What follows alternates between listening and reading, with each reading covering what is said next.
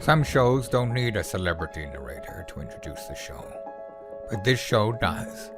In a world filled with endless opportunities, why would two men who have built 13 multi-million-dollar businesses altruistically invest 5 hours per day to teach you the best practice business systems and moves that you can use? Because they believe in you, and they have a lot of time on their hands. They started from the bottom. Now they're here.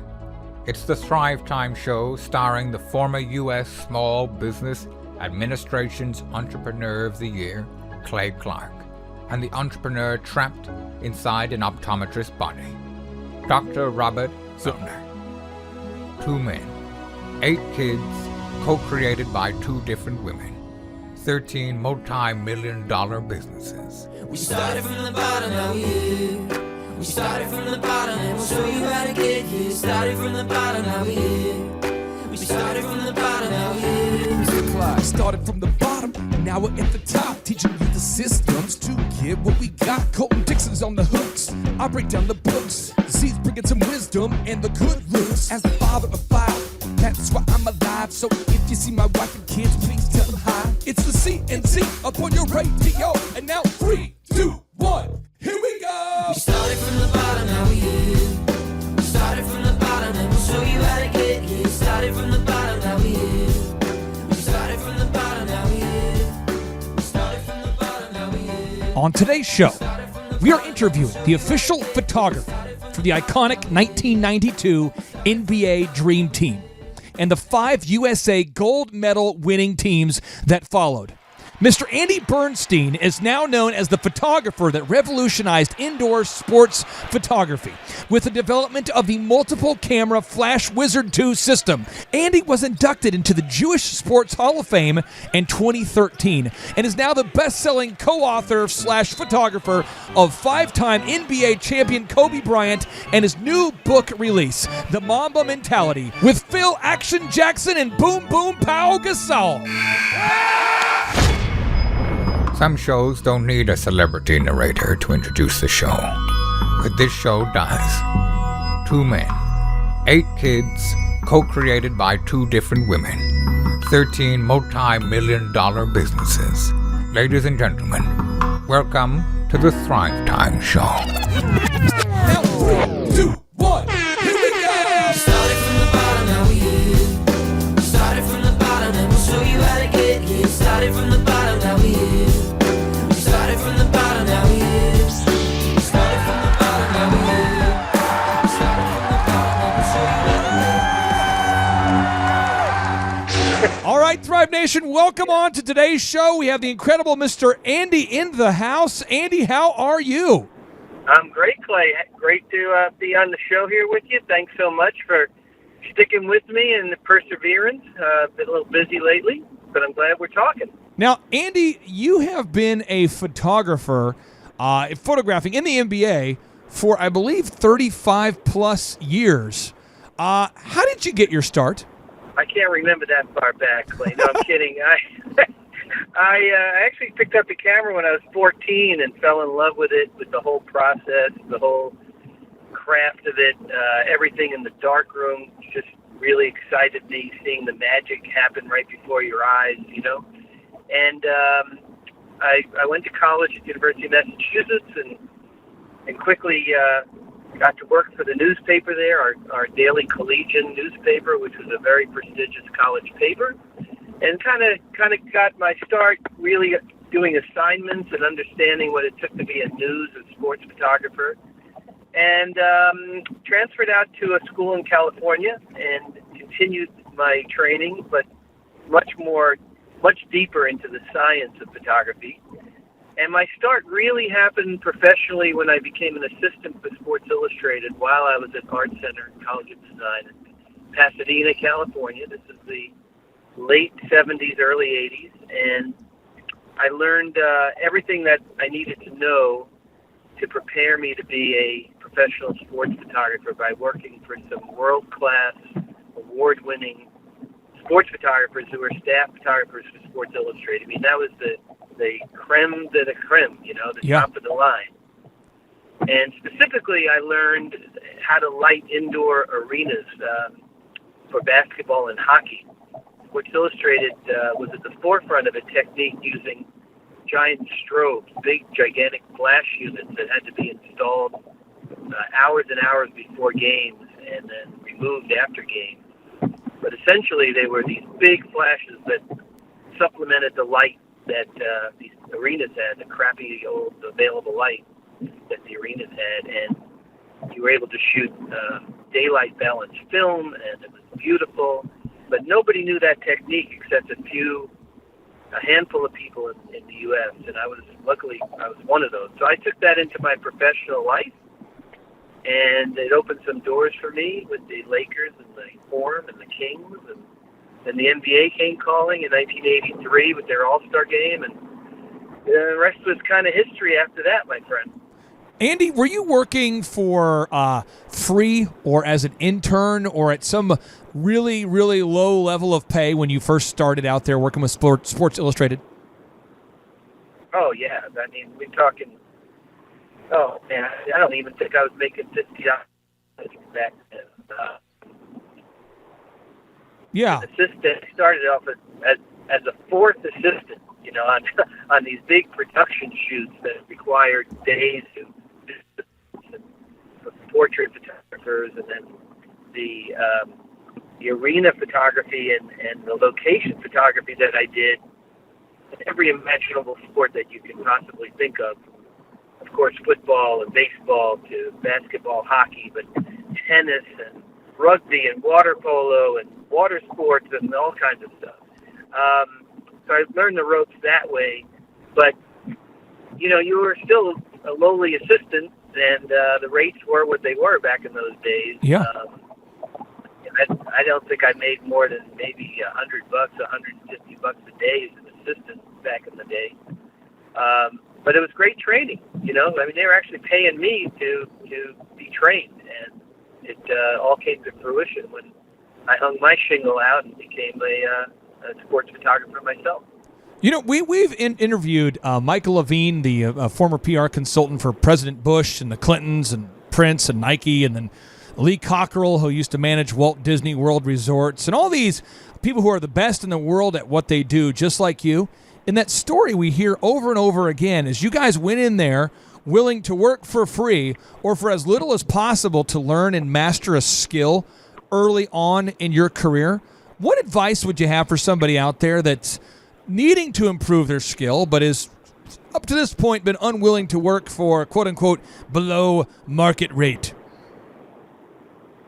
Well, I think across the board, Clay, it's not just in my profession, but maybe in every profession, it's always a great idea to find somebody or a group of people, but specifically somebody that you can latch onto that you really respect and admire their work and their work ethic and how they conduct themselves and the results, the success they've had. And if you want to emulate that, there's no better place to do that than from the source.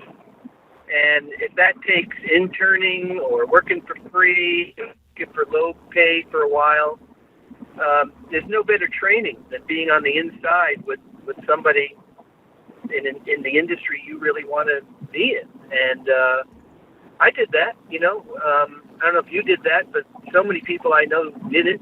And I've tried to get that across to my kids, when they were growing up and teenagers, and now they're adults, that sometimes you have to just kind of suck it up and not make it all about money all the time. Make it about your future.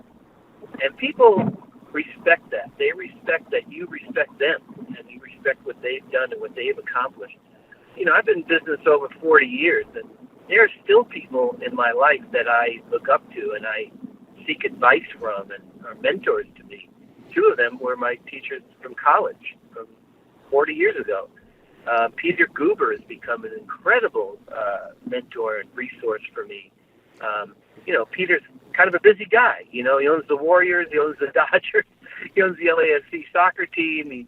He's the head of a giant film studio, but yet he finds time to talk to me because I value him and value his business acumen and his experience, and I think he respects that. Andy, I want to tap into your wisdom about this because I'm a huge Phil Jackson fan. Anybody who listens to this show regularly knows I'm always quoting 11 Rings, his book. I love the career of Phil Jackson. And Phil Jackson has been known as, by many, as sort of like the wizard of basketball. And there are countless photographers, people that want to be photographers. But for whatever reason, he has allowed you into his dojo of mojo. The wizard of basketball has allowed you into his Zen locker room when most other photographers aren't allowed. I think you were actually allowed into the locker room during all 11 championships. Am I correct? That is correct, sir. Yes. Why? Mm-hmm. Why does he like you so much? And not that he doesn't like anybody else, but he likes you the most. Well, it's a 5-letter word, and it's called trust. And that trust has to be built incrementally, but it all comes from integrity and presenting yourself, your true, genuine self, to the person, because as we know, first impressions mean everything. And if I was arrogant or aggressive or made it all about me from that first moment I met Phil, which was before he won his first championship with the Bulls during that season, I don't think he would have let me in that first locker room, much less the 10 after that. So we hit it off. He saw in me, I think, a guy who really enjoyed what he did, and just like he did, there was a real meeting of the minds. He's a big photography buff, by the way, which people don't really know. Yeah, he's very artsy. He amazingly knows so much about so many things, but photography was the one thing I didn't realize he was into, and he really was. And he and I just formed a bond, and he knew I had a job to do. He knew I wasn't there to make him or the team look bad. I'm there working for the league itself, and then, of course, for the Lakers when he came to L.A., and I was their team photographer and still am. But it's all about trust, and like in any other profession or relationship, interpersonal or a marriage or whatever, if you don't have trust and integrity, you're really coming from behind. You really have to. It's sometimes very difficult to build that when you start, behind the 8 ball. So I think that's kind of the long answer to your question. Well, but I hope it makes sense. What was Phil Jackson's demeanor like as a coach, and how is it different from that of most other coaches? Well, Phil had a different vibe. I mean, he came from a working class background. He worked his way up into the NBA, didn't have a lot of skills. I mean, he'd be the first one to tell you that he didn't have a lot of basketball skills. But somehow he found a niche as sort of the guy, who would dive for any ball or pull down any rebound, a hard worker. And, living in New York at the time when he was playing there in the early 70s, he was exposed to an incredible counterculture, as well as, just an amazing group of people that he hung out with. And, coming from where he grew up, North Dakota, and the background that he had, he's just a very deep person.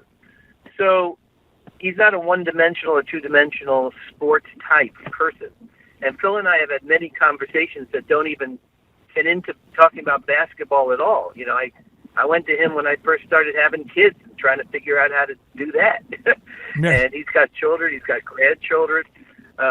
You know, we would talk politics, we would talk about all kinds of stuff. He'd give me books to read, you know. So this is a guy who I really admired and looked up to, you know, not just as a basketball coach, of course I did, but as a person and as a resource. Andy, Shaquille O'Neal, there's many times during his career with the Lakers, he would dive into the crowd to try to save a loose ball, or maybe just to fall on photographers like you. How many times did he accidentally kick you in the crotch, fall on you, lay on you, half suffocate you, break a camera? Talk to me about Shaquille O'Neal falling on you. How often did that happen? Well, that's one of the hazards of our job. Unfortunately, we sit so close to the players. I mean, we're within inches, literally, of them on the baseline. And a guy like Shaq, who was incredibly nimble. I mean, people don't realize this guy was 340-some-odd pounds. But he had incredible body control. Usually had 2 or 3 guys draped all over him, you know, when he was trying to go up for a dunk. And he always was able to kind of save himself when he was a little bit out of control or whatever. But there were 3 times that I can remember that he laid me out. The most profound time was the 3rd time. I think it was the 2000 Western Conference Finals. And, man, he took me out. He kind of lost his balance. I think somebody pushed him in the air. Fell right into me. And, man, we were face to face. I was like a pancake, like a Wile E. Coyote cartoon, you know, like this flat. I got lenses and cameras embedded in me, and he's about 2 inches away, his face from my face, and he looks at me, and I'm wheezing. I can't catch my breath. He goes, "Oh man, is that you?" And I'm like, "Yeah, that's me. Get the you know what off you, man." And he looks me straight in the eye. He goes, "Give it a couple of seconds. We're on national TV." I'll never forget it, and I'll never let him forget it either, because they almost had to cart me out of there. Oh man, okay, so Shaquille O'Neal has almost killed you. You also photographed Magic Johnson, who was also a very graceful guy. Unbelievable charisma on the court, great floor general, graceful. What was his demeanor like? What was your relationship like photographing Magic Johnson? Well, Magic and I basically came into the league together. I came in pretty much full time in his 2nd season, but I was around him in his rookie season. The most animated, wonderful, friendly person that I've ever really encountered as an athlete in any sport. I mean, but he was ferocious on the court. He was a winner. He was competitive, and he brought that lunch pail every single game, every single practice, because his work ethic was drilled into him by his father, who held 2 jobs back in Lansing, Michigan. And Irvin grew up watching his dad, you know, go to work every morning at 4 o'clock in the morning and working 16 hours a day every single day. And that work ethic was instilled in him and stayed with him, even, you know, when he became a multiple champion, and is still his same work ethic in business, and of course now as president of the Lakers. So one of the most amazing people I've ever met, what he's had to deal with in life and what he's overcome, and the message that he's brought.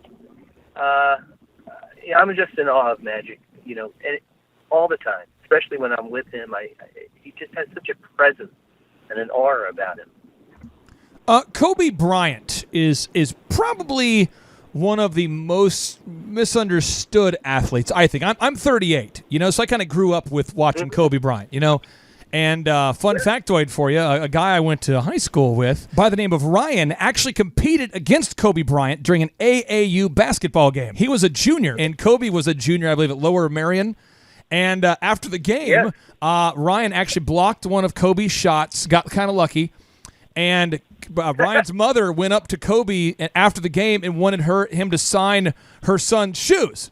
And Ryan's like, no, you can't ask the guy I'm playing against to sign my shoes. This is right when there was that rumor of him going to the NBA the next year. And he said I love it. Kobe was intense in high school. Where do people get Kobe Bryant wrong? And talk to us about his intensity. Just help us to understand the myth that is Kobe Bryant. Well, you're getting into, the broader issue of the Mamba mentality, of course, which is the title of the book that Kobe and I just came out with. And, the Mamba mentality just didn't happen. I mean, the guy just, didn't wake up one day and become who he was. I mean, this was started very early in life. He talks about going to the gym with his dad, who, of course, was a professional basketball player, and they lived in Italy while Kobe was growing up and then moved to Philadelphia in high school, and playing against the bigger guys and really learning the game, like, right there in front of his father, but also breaking down. I mean, it's incredible because he used to break down like VHS tapes of the greats that were sent to him to his dad in Italy. He'd watch Magic Johnson or Michael Jordan or an All-Star tape or NBA Finals or whatever it is, and he became such a student of the game. So his obsession with the game, which is really the essence and the kind of root of the Mamba mentality, started very early in life. So here's a guy who, probably could have gone from junior high school to the NBA if they had let him. But I don't think they would take it to the eighth graders back then. But he, was certainly ready to go to the NBA at 17. He had just turned 18 when training camp started. Yeah. And when I met him, I knew there was something special about this kid. Honestly, I saw some stuff in him that I saw in myself at that age. I'm 20 years older than him, but I remember, what was driving me at 18 years old. Yeah. So, we bonded then and have had a great bond ever since, and it led to this great collaboration over 20 years of photographing him. Tell us about this new book here, The Mamba Mentality, with yourself, your photographs, Kobe Bryant's book. Tell us about your involvement in the book and how the book came about. Well, it's a great question. During Kobe's final year, after he announced his retirement in November and had sort of the farewell tour the rest of the season, I kept thinking about the thousands and thousands of photos that I've taken of him over the years. I mean, literally probably have taken 500,000 pictures, if not more, of him over a 20-year period. And how the public really has only seen the tip of the iceberg of that, what's ever been published. And, it just seemed a little bit of a shame that that stuff would just sit in the archive back in the NBA photos office, probably forever, and that it needed to have some kind of voice or life to it. So I approached Kobe right after he retired about doing a book together, a big coffee table book, big photos. He would write some captions and maybe chapter headings. And he was very respectful of the pitch that I gave him. I made a prototype, closed it, and said, "You know what, Andy?" Said, "This is very nice. We're going to do a book together, but it's not going to be this book. We're going to do the book I want to do." And I said, "Great. What do you got in mind, Mr. Mamba?" And he wanted to do a book that was a deep dive into what made him tick as a player. He was, like you said, he was mysterious. He kept to himself. He was very enigmatic. He had techniques and ways of training that nobody saw. I mean, I was only one, honestly, besides the trainer or his physiologist or his physical therapist or his doctor, whoever saw what went on behind the scenes with this guy. So, that goes back to your question earlier, but that was built over a long period of time of trust, and he allowed me to document all that, throughout the years. So we sat down, we hammered out what the book would look like. The book is literally in two parts. It's process and craft, and processes deals with everything that he had to do to prepare mentally, physically, come back from injury, take care of his body and mind, to prepare himself and be ready to play. And then craft is everything basketball related, how he breaks down his game, his opponent's game, how he learned from the greats, like playing against Michael Jordan. And what he really wants to get across in this book is you could achieve the Mamba mentality. You don't have to be another Kobe Bryant. You don't have to aspire to be him, because there's really only one him.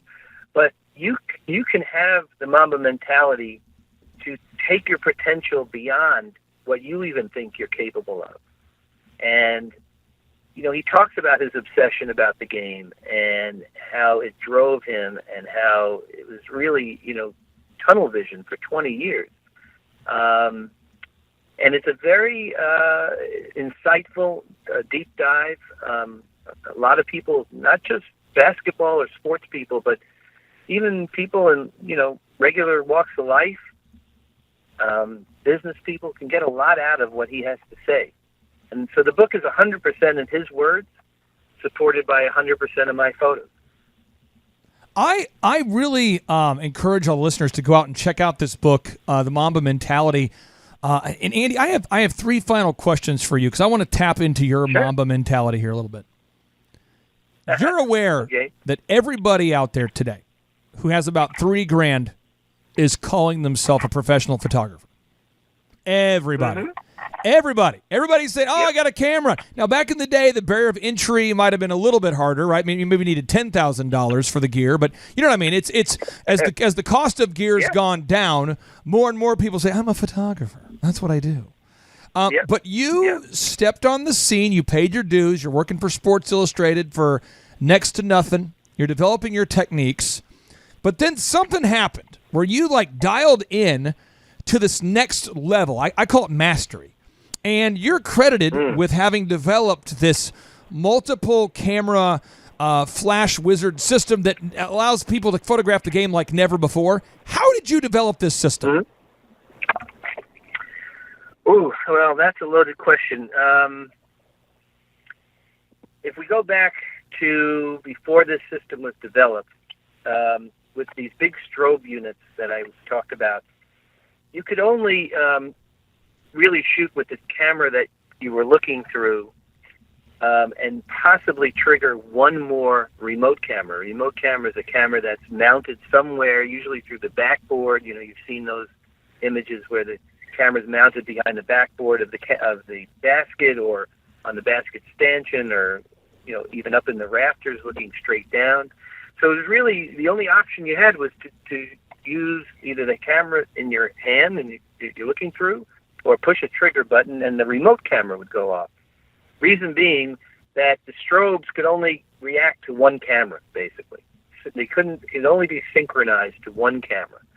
So it's either the one in your hand or the one that's mounted, right? Right. So at Sports Illustrated, they developed a technique where they could take wire, and if you can imagine how big an arena is, you're stringing wire from one camera to the next, and then to this, what was really honestly called a black box. A lot of wire. It was a switching unit. Yeah. That all the cameras would come in, and then somehow or other, I don't really know the mumbo jumbo how it happened, but you at that point could trigger 3 or 4, maybe 5 remote cameras at a time with the strobe. But it was very time-consuming and difficult to set up, especially on a nightly basis. So we meaning NBA Photos, partnered with a couple of guys, MIT grads, who didn't know squat about sports or sports photography, but they knew about light and they knew about radio control. And they developed a system called the Flash Wizard 2 system with our help to synchronize by radio control an infinite number of cameras. I mean, we at one point were doing 35, 36 cameras remotely that were all going off at the same time with one push of a button. What year was this? What year were you doing this? Well, this was during the Jordan era, and this was all born out of wanting to maximize how many sales you could make from a Michael Jordan dunk to different entities, different media. So imagine Michael's going in for this tremendous dunk, right? And I shoot it with my handheld camera, I'm looking through, and then there's 7 or 8 remote cameras that are shooting it from different angles, Yeah. right? So all of those cameras are recording the same moment, but they're not recording the same picture, right? Each one is its own individual photograph Right. because it's from a different angle. So therefore, you can sell the same moment in time to different entities, even competing entities. 2 different poster companies could run a poster or a trading card of that moment of Michael's dunk, but from different angles. So it became, a business decision almost. Like, how can we maximize how many sales we can make from photos like that? And it took a couple of years of agonizing R&D, honestly, to get it right. And keep in mind, this is back in the film days, where cameras were not particularly dependable in terms of being able to all synchronize together. Now in the digital era, basically out of the box, these cameras work perfectly, and that's my way of doing business. Every single game, we do 7 remote cameras. I have 3 or 4 cameras in front of me that I use, but I'm able to trigger through this technology 7 or 8 remote cameras. I only have one grievance there about your technology, Andy. I think you probably missed the boat. You could have called it the flux capacitor, don't you think? The flux capacitor?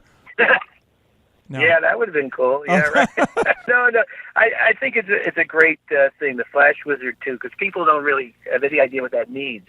Yeah. But people see these units. They're like little keypads that sit, next to the cameras where they're located, but also in a small cluster on the basket. And people are always asking me, like, what are those calculators? What are those? Like, they're not calculators. They're actually Flash Wizard, transceiver units that we use. Maybe that should be your rap name, the Flash Wizard 2. That would be cool. That would be your rap name. Okay. All right. Now, the Dream Team, 1992, couldn't have been bigger. Karl Malone, John Stockton, Clyde the Glide, Drexler, Charles Barkley. Was Christian Laettner on that team too? Michael Jordan, Larry Bird. There's so many big guys on the team. Magic Johnson. And then they say, you, Andy, we want you to be the official photographer. After you wet your pants, what was going through your mind? Well, I in retrospect, I would have liked to have retired after that assignment, because no assignment ever came close to that the rest of my career. It was 7 weeks embedded with the team. I was honored and humbled that they had asked me to be, their official photographer. At that point, the NBA was working hand in hand with USA Basketball and with FIBA, which is the world governing body. And myself and my cohort, Nat Butler, he shared that with me, the entire experience. But I was kind of the first guy in, and was able to record some unbelievable moments with truly the greatest team, I think, of any sport ever assembled, not just basketball. But I would beg anyone to try to find an all-star team or an Olympic team that matched the 92 Dream Team, men's Dream Team, because I don't think it's possible. Were you photographing the practice, the scrimmage that wasn't televised, where the game that Chuck Daly described as the greatest game never televised? Were you there in that practice? Well, I wasn't at that practice. That's a very specific practice that I was not at. But okay. I was at most of the other practices, and they were intense. Keep in mind that these guys didn't have much competition in the 92 Olympics, and they were beating teams by 40 or 50 points. So to keep their edge and to keep their juices flowing, Coach Daly decided he's going to have some pretty intense practices. And he did. It started in San Diego, a training camp, and extended through Portland, the Tournament of the Americas, and into Monte Carlo. And, these guys took it very, very seriously. Their reputations and egos were on the line, I think. And to this day, I'm very thankful that I was privy to watching some of this amazing competition. I mean, all those guys you talked about, but of course, you had the great centers too. You had David Robinson, Patrick Ewing. Yep. I mean, these guys were the top of the top. So, and then being around Coach Daly was just an incredible experience. He was the master tactician. He knew how to deal with these guys' egos, but also how to mesh them together. And it was just a great experience. Well, I had the good fortune of taking my dad to a lot of this, and it was a real bonding experience for my dad and I that started back when I was a kid. He would take me to hockey games and baseball games. So it was a nice sort of payback to him, and it remained a great moment between us for the rest of the time that he was alive. I'm really glad that you mentioned your dad and David Robinson. Today David Robinson's one of my business partners for our podcast and our online school, and my dad, my mom would let me cheer for AC Green and David Robinson. Those were the two I could cheer for. Those are the quote unquote good guys. You know what I mean? So I got a chance to cheer for those guys, and so it was kind of a lifetime goal of mine to be able to work with David in some capacity. Although he's much older than me, and the guy is nicer in person than I thought he would be, and I already thought he was going to be nice. Yeah. Well, he's an amazing person altogether. Yeah. Of course, he does that military pedigree, so he's very polite, very professional. Right. But he's also a good guy. I was with him I've been with him a lot over the years, but I was with him last summer in Israel when we were over there with the NBA on a tour with the owners. And, I mean, everyone obviously recognizes him still, and he's very gracious with everybody. And I'm glad you mentioned podcasts because he's going to be a guest on my podcast coming up somewhat soon, I guess early January. Well, tell him hello from Clay Clark when you talk to him there, Of course. Absolutely. Yeah. Well, my final question for you is the NBA has a lot of photographers, but my understanding is that you are like the official head photographer guru guy for the NBA. What's the official title? Is it still head wizard 2 guru guy? What's your official title there? Yeah. Head wizard, yes. That's it. Well, for a long time, I was pretty much I was the first official NBA photographer, and that was that came about in 1986, and I continued to be working my way up there, became the senior official photographer and all. Now I'm considered the longest tenured official NBA photographer because we have other official NBA photographers. Like I said, my good friend Nat Butler in New York has been doing it almost as long as me. There's a photographer named Jesse Garibrand down in Philadelphia who was our third guy in, and then all the team photographers throughout the league, all 30 teams, report to NBA Photos as the team photographer for the team that they represent. But, I guess I've been around the longest, so I get to have that title. Nice. No, well, you're still, I don't know if it's fish oil or if it's the camera angles or the lighting, but you're still looking like you're 27, probably 27, tops.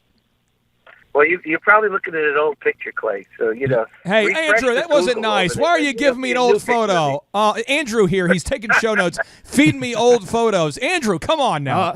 He just said he made it black and white to make it look cool.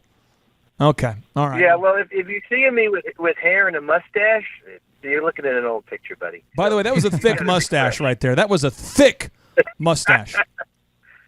That was a serious 80s mustache going, that's for sure. You were sold out to the air, and I appreciate that. And Andy, I appreciate you for taking time to be on the show. I was really proud to be on with you. You had great questions, by the way. Hope you don't take that for granted because you're a great interviewer. And I hope everyone can check out the book, Mamba Mentality, How I Play, by Kobe Bryant, photos by me, and follow me on Instagram at ADBPhoto Inc., as well as my podcast, if you don't mind a little plug. Yeah, no, do it. It's called Legends of Sport. It can be found on Apple Podcasts and wherever you get your podcasts, and social media, Legends of Sport as well. So, tune in, check us out. I have a blog, legendsofsport.blog, where we're posting it daily, what's going on in sports history and what's going on with the guests on our podcast every week. So that's an interactive blog that people can comment on. And, I really appreciate being on. Hey, will you take care, my friend, and don't go changing. I'll try my best. All right, It's been take care. so far for all these years. Take care, Clay. Happy holidays. You too. Thrive Nation, it would be rude to end this show without bringing a super incredible NBA standard, high quality, professional boom. And so now, without any further ado, 3, 2, 1, boom! Hi, I'm Bridget with Rescue Heat and Air in Claremore.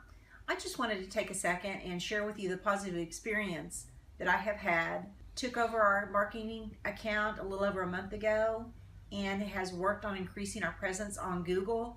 It has been overwhelming, the response that we have had. They have been amazing in getting our presence on Google out there.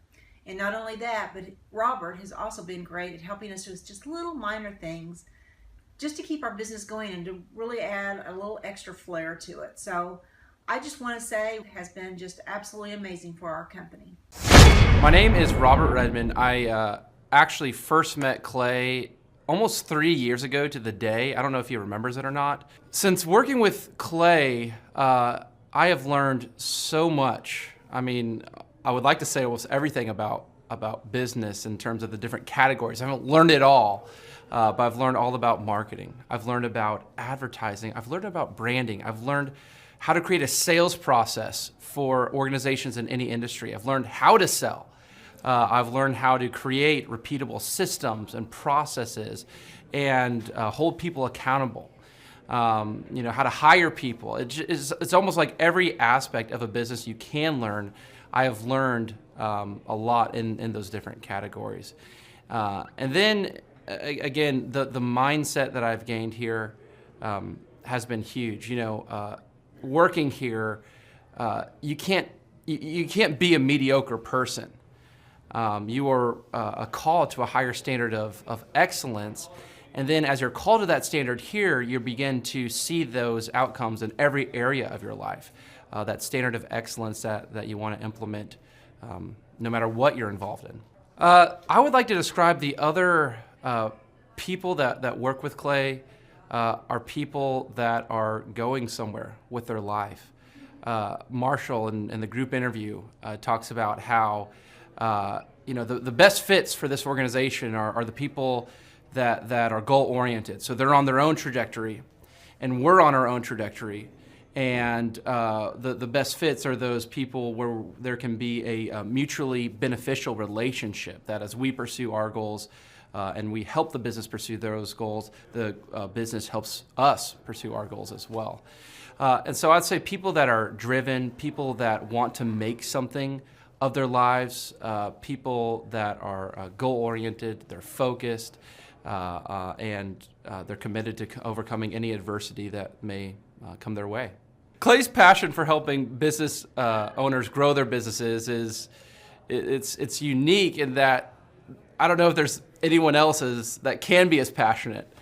Whenever a business starts working with Clay, it's almost as like Clay is running that business in the sense that he has something at stake. He's just serving them. They're one of his clients, but it's as if he is actively involved in the business. Whenever they have a win, he's posting it all over his social media.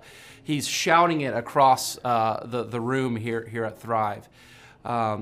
He's sending people encouraging messages. He can kind of be that life coach and business coach in terms of being that a motivator and that champion for people's businesses. It's again unique because there's no one else I've seen get so excited about and passionate about other people's businesses. The kind of people that wouldn't like working with Clay are people that are satisfied with mediocrity. People that want to get through life by just doing enough, by just getting by. People who are not looking to develop themselves, people who are not coachable, people who think that they know it all and they're unwilling to change. I would say those are the type of people. In short, anyone that's content with mediocrity would not like working with Clay. So if you're meeting Clay for the first time, the advice I'd give you is definitely come ready to take tons of notes. Every time Clay speaks, he it gives you a wealth of knowledge that you don't want to miss. I remember the first time that I met Clay, I literally carried a notebook with me all around. I was looking at this notebook the other day, actually. I carried a notebook with me all around, and I just took tons of notes. I filled the entire notebook in about 3 or 4 months, just from being around Clay, following him, and learning from him. And then I would say, come coachable. Be open to learning something new. Be open to challenging yourself. Be open to learning and adjusting parts about you that need to be adjusted. I think Clay loves his turkey, chickens, and cats. First of all, because Clay actually spent some time on a farm, I believe in Minnesota. He talks about how his uncle, who's been somewhat of a mentorship figure to him, spent time on a farm with him. And I remember a story that he tells where he says that he didn't wake up on time, and his uncle was telling him, hey, if you don't wake up on time, you're not going to eat. And he didn't wake up on time, and he didn't eat. And there's another time where he didn't try hard at a basketball game. And his uncle said, hey, since you're not trying hard, you're going to walk home. And he literally walked home. So he had that farm experience. But I think on a deeper layer, turkeys and chickens and cats, they're not too dramatic. And I know that Clay does not like dealing with gossip, with drama, with negative emotions. And then, those animals kind of have an aspect of purity to them. And I believe that deep down that Clay loves anything that is wholesome, good, and pure.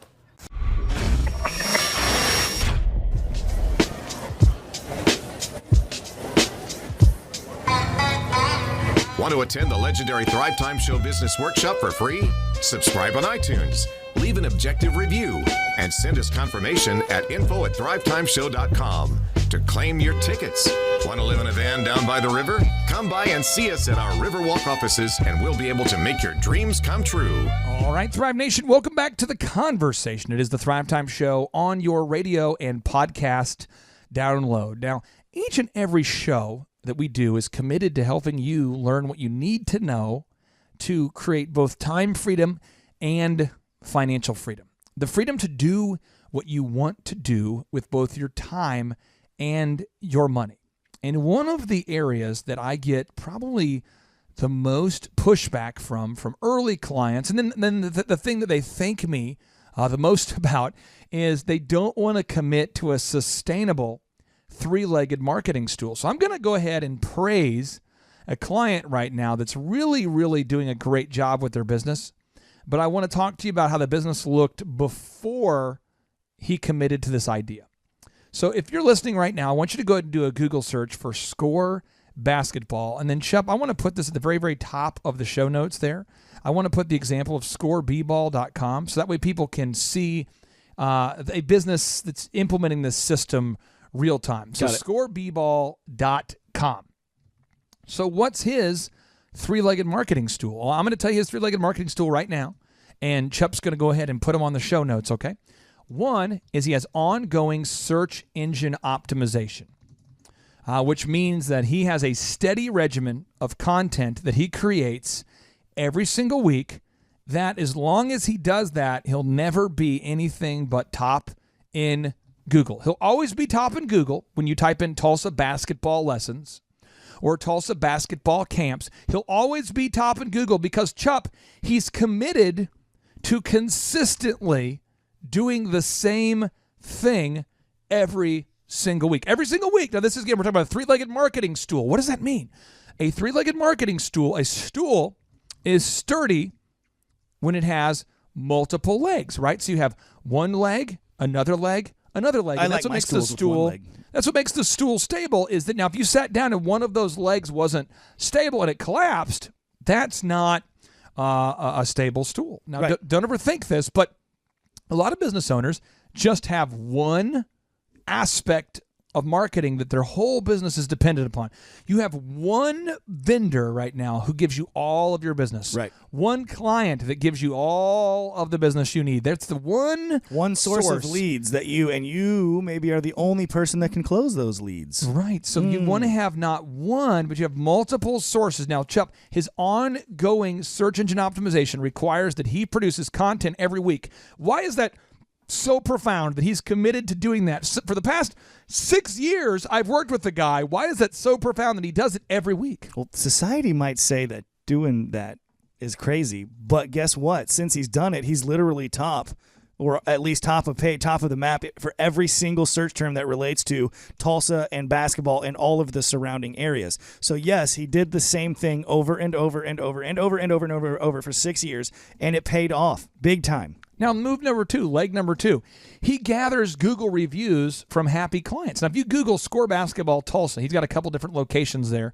How many reviews does Coach Calvert and Score Basketball have today? Oh. Because by the way, if you're listening out there and you want to teach your kids how to become better at the game of basketball and help them play at a college or maybe professional level, I would encourage you to go to scoreball.com if you're in the Tulsa area, and you can schedule your first lesson. I believe your first lesson is free. Ooh. So how many reviews does he have today? He's got 124. 124 reviews. So again, you just commit to now, Chuck, why do you want to commit to gathering reviews from real customers every week? I mean, why would you want to do it every week? Well, getting to the top of Google is a process, and we've talked about it on many, many shows. But to the quick summation of this is that getting Google reviews is the most powerful and fast tool you can do as the business owner yourself to get you to the top of that first page of Google, because the map listing is at the top of the first page.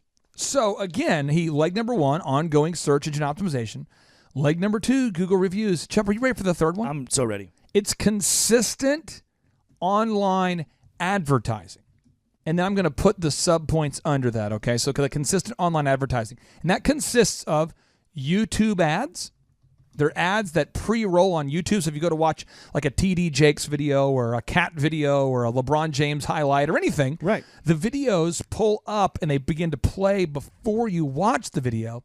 And our coders will set that up for you. It's cool because, right, tell me if I'm wrong here, but somebody might be searching in your geographical area correct way to shoot a free throw. Right. And then your Score Basketball Camp ad would pop up in front of that, and you go, oh my gosh. And here's what happens. Anybody who's ever searched for basketball camps or basketball lessons in Google is shown those ads on YouTube, right, as a result of their geography, where they're living. So the second move we do is retargeting ads. Now, those are ads that follow people around the internet to virtually every website. So you might go to Tulsa World, or you might go to CNN, or you might go to Fox News, or you might go to Brainy Quotes, or any website, and the ads will follow you around because of the retargeting pixel. Now, Chuck, he also does Facebook ads. Now, we commit to a regimen of about $600 a week between all three of those. And right. Chuck, do you know why we don't spend more on advertising than $600 a week for Score Basketball? Because, on the show, we preach that you should spend about 10% of your gross revenue on advertising if you're in aggressive growth mode. Mm-hmm. And 5% if you're just trying to maintain. Why do we not even spend 5% of the gross revenue for Coach Calvert on advertising? I'm going to educated guess here, that he's pushing close to capacity, or he can't handle more clients at this moment. And the business exists to serve him. And if he wanted to open up another location, if he did open up another location, if he went through the effort of leasing another space, building out another space, finding another space, doing the things needed to grow another location, then it would make sense. Right. But if you're turning down people because you're perpetually booked out, I mean, he has basketball camps where they are just so full, then it wouldn't make any sense to keep advertising. Now, Ben Horowitz, can you read us this notable quotable from Ben Horowitz? This is the guy who built Opsware. It was a company he built and he sold to Hewlett-Packard for $1.6 billion of cash. And he's also the co-founder of Andreessen Horowitz, the venture capital firm. So he says, you can't succeed by making something just a little better. People are fundamentally lazy.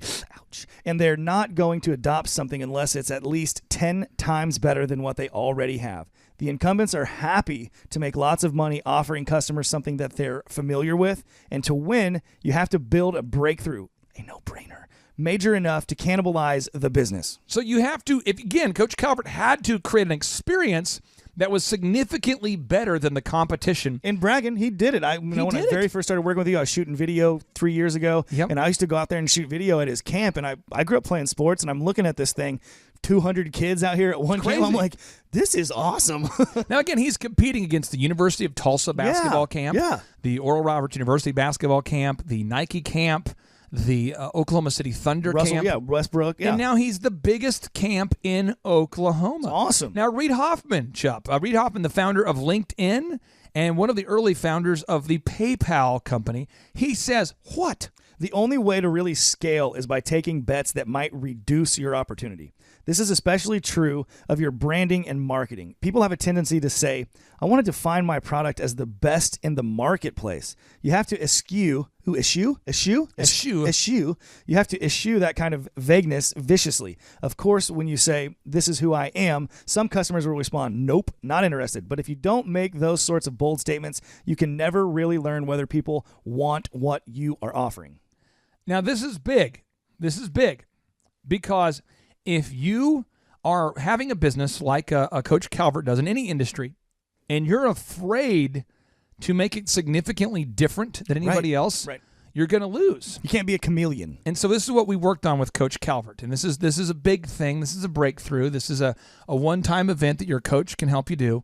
But at Score B-Ball, what we did is I told Coach, we got to come up with something that makes us different than everybody else. What are we going to do? And we agreed on doing this move for first-time visitors. It was the one where you can teach anybody to dunk within 10 minutes? Not that one. Okay. But if you're a first-time visitor, it's free. So if you want to attend Score Basketball and you're a first-time visitor, it's free. It's huge. Again, you get to try it before you buy it. It's one free group lesson. And we had to come up with that. Also, he's a Christian business owner, and so I did not encourage him to do that, but he did it himself. He wanted to put Bible verses and positive verses all around his gym because he said he wanted to mentor kids about the game of life and not just business. Yeah. Now, once you've got your differentiator there and you've talked to your business coach and you've developed what you think is your purple cow or your unique offering, your thing that makes you different, now what you got to do is you got to go out there and launch that three-legged stool. Now, Chup, Seth Godin, the marketing expert, the New York Times bestselling author, and the founder of Yo-Yo Dime, which was sold to Yahoo for $30 million, says what? He says that marketing is a contest for people's attention, and I love the brevity of this quote. Yes. Because once you understand this, I was talking about trade show earlier in the show. I've got a few clients that are doing trade shows right now, and what I keep telling them is this exact quote. Marketing is a competition for people's attention. You're at a trade show. You have got to stand out. You've got to be that person that people are like, whoa, I'm going to go check that out. You know, and a lot of people want to fight that idea. They want to fight the idea that marketing is getting people's attention. So they're, conservative with the advertising. They're conservative with the marketing. And so they don't launch a three-legged marketing stool. But then Jeff Hoffman, the former CEO of Priceline, would say what, Chup? Without sales, you have no business. Could you repeat that one more time? I'm sorry. I was distracted. As you were saying that, I was trying to come up with a new idea and avoid marketing. Could you do that again? Avoid sales. Without sales, you have no business. Could you repeat that again? While you were talking about that, what I was doing was talking about a new idea, and I wanted to talk about making the font 2% smaller on my website. I was trimming up my sideburns. I wanted to make my font 2% smaller on the website. Could you say that again? I'm sorry. Without sales, you have no business. I'm sorry, I wasn't able to hear that. There is no business without sales. Well, you were saying that I wasn't. Business equals sales. I'm sorry. Sales equals business. While you were just saying money. While you were just saying that, I was talking about a new product idea I had.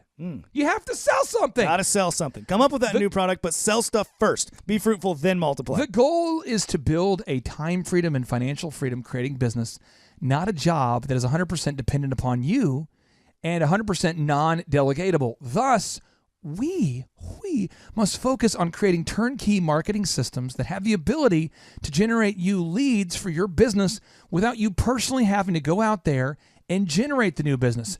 Many self-employed people fall into the trap. Look, it's a trap of being the only person within your organization who can generate leads, sales, and essentially life-giving income to the business. You want to develop a three-legged marketing stool that is not dependent upon just one marketing system.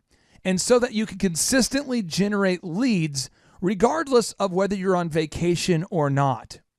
You got to get this. See, on your business, on a successful business, you've got to build. If you want to build a successful business, you've got to work on it, and you have to build a marketing system that generates leads that's not dependent upon you and your personal efforts. So it's really cool if you've been able to generate leads for years as a result of networking. But it's really not cool if that's all you can do moving forward, because you want to build a system that's not dependent upon your personal efforts. When we come back, we're going to talk about the difference between turnkey lead generation and personal effort-related lead generation. Stay tuned. It's the Thrivetime Show on your radio. It's your year to thrive. Success you will find. Today is your day, and now is your time. This moment is profound because you're above the ground. Your road might have been rough, but what you got now is now. We're here.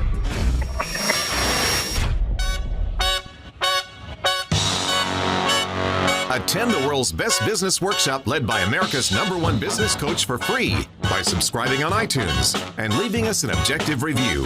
Claim your tickets by emailing us proof that you did it and your contact information to info@thrivetimeshow.com. All right, Thrive Nation, we're talking about building time freedom as a result of creating a repeatable process for generating leads to grow your business. Now, when your business is profitable and you're confident that it's going to survive, then it is time to build your business's 4 core systems, says Jeff Hoffman, the former CEO of Priceline.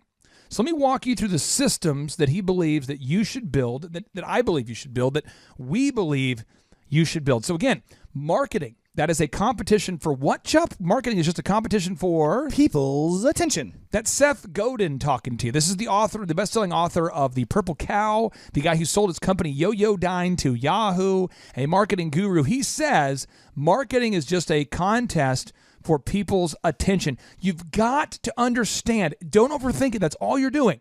It's that simple. It's like you just got to get them to notice you. So you might say, well, okay, so how do I do that? Okay, well, step one, you get your branding. Make sure your branding looks good. Make sure your website looks good, your print pieces look good, your videos look good, your marketing. Make sure that looks good. Now, once that does look good, now it's time to choose 3 marketing legs. Now, you say, why a 3-legged stool? Well, because it's more sturdy, right? If you're dependent upon just one form of marketing, you could lose all of your leads at just one person's decision could cause you to go out of business. And so here are the strategies that I would recommend that you would discuss with your business coach because they work very, very well. Search engine optimization. Now, search engine optimization is what I would call a long-term strategy. It's not a midterm. It's not a short-term. It's going to take you a long time to get to the top of Google because Google indexes and ranks websites. It determines who should be on page 1 based upon those 4 variables that we discuss so often here on the radio show. But the 4 being your mobile compliance. It has to look good on a mobile devices. That's a one-time event. You can do that pretty quick with one of our developers or coders. The second is you have to have the most canonical compliance.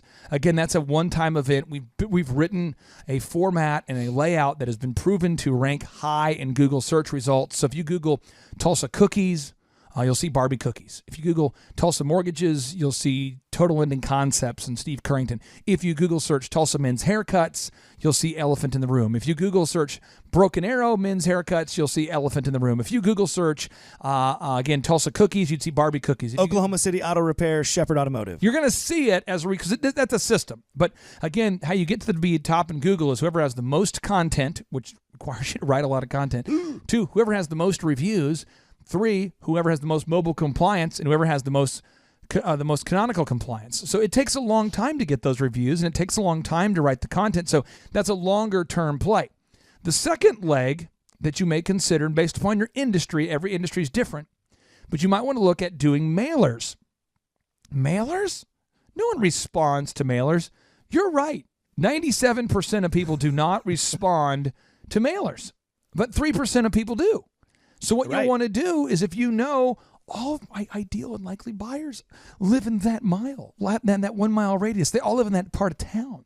You see, they all live in that area. You see, if I'm like a car dealership and I sell luxury cars, and all of the people who can afford to buy my cars live within that 5 to 10 mile area of town. It's a numbers game, right? I'm going to just mail and mail and mail and mail and mail that area till you can't forget my name. Then another move that you can use, this is powerful, is I would create a Dream 100 campaign. Now, a Dream 100 campaign is where you would make sure that you physically go where your top 100, you'd go to the top 100 locations that are visited most often from those ideal and likely buyers. So if you're selling luxury cars, most of the people who live in those nice neighborhoods probably go to Whole Foods. Right. They probably go to Starbucks. And so you'd make a consistent marketing effort to make sure that your branding and marketing is, like, you might put up signs on the road right by the Starbucks if you can. You might do mailers right to the neighborhood right there. You might want to team up with the local yoga business and make sure that you're sponsoring the store. You want to have and your coach can help you develop a Dream 100 strategy. But Chet Holmes, the best-selling author of The Ultimate Sales Machine, writes, about 3% of potential buyers at any given time are buying now. 7% of the population is open to the idea of buying. The remaining 90% fall into one of each of these three categories. The top third are not thinking about it. The next third they think they're not interested. And the final third are definitely not interested. Chup, why do you have to be consistent with your marketing? Why can't you just market for like a month to get that 3% and then be done? Because you got to be top of mind, and you're not going to be top of mind in a month. It's not going to happen. I think on average is an ad week that says 4.7 times that somebody has to interact with your brand before they make a buying decision. Yeah, check this out. If you read a book called Retargeting Playbook, you'll find that the average person has to encounter a brand or product that actually solves their problems. Right. It's not just, you can't convince people, like you couldn't convince me to ever sign up for yoga. No matter what you did, no matter what your pitch was, no matter how motivated you were, I would never under any circumstance sign up for yoga. And I would also never under any circumstance at all be interested at all unless my wife somehow convinces me to do it. I never want to leave the continental United States ever again. I hate leaving the United States. I've been to Roatan.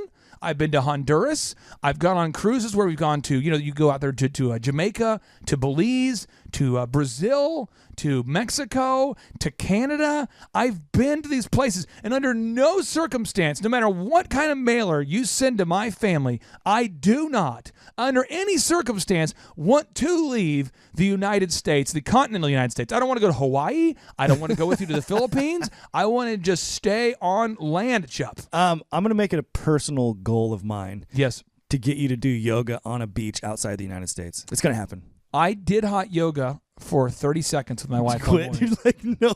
Yeah, I went in there, and this is how the lady was talking. She says, I want everyone to do the vinyasa. And I said to Vanessa, why is she whispering? And everyone's why like, did she mispronounce your name, Vanessa? Everyone's like, shh. The whole thing was weird. But you want to work with your coach on designing your three-legged marketing stool. That could be launching YouTube ads. That could be retargeting ads. That could be launching Google AdWords. That could be launching Facebook ads.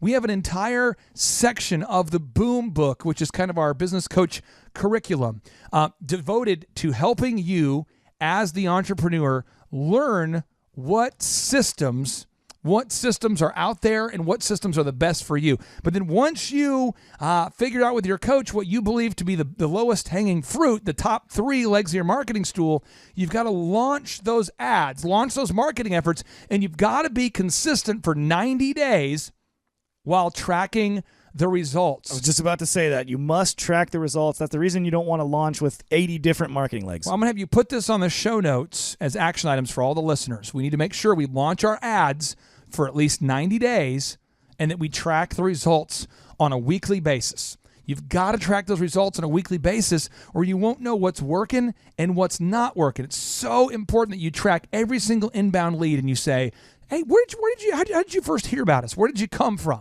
And when we come back, we're going to talk about the execution of systems. And that absolutely cannot be done without creating daily checklists for everything. Stay tuned to the Thrivetime Show on your radio. Broadcasting live from the center of the universe. It's Business School Without the BS. Featuring optometrist turned entrepreneur, Dr. Robert Zellner, with USSBA Entrepreneur of the Year, Clay Clark. It is the Thrivetime Show. Let your boo begin, where we drop knowledge bombs for you in Portland. Teaching the proven systems to make your ends, so you can produce the greenery like all the Oregon. Sue will call you Franklin cause you got Benjamins. We'll call you Big Pearl cause you just bought a Benz. And then you'll be bragging to your wife and kids that your wallet's overweight but it used to be thin. Comes away, this is Clay broadcaster with the zen, with the focus locked in like San Quentin. Can I get a B to the O to the M? You've heard the rumors, he is I and I is him. He be the Z and I be the C. Now it's teaching business skills from Clay to Z. We both grew up poor, but we're poor no more. The goal of this show is to help you soar. Back to another edition of the Thrivetime Show on your radio. Now, Chup, you ever stayed up all night before? You remember like in high school, maybe in college, and the goal was to pull an all-nighter? Maybe the first time you and a bunch of young third graders got together and you said, the goal tonight is to stay up all night. Of course. Have you done that before? Yeah, of course. When was the last time you did that? When was the last time you remember pulling an all-nighter with some buddies? It could be third grade, eighth grade, high school, college. I mean, where you said, no matter what, our goal is to pull an all-nighter.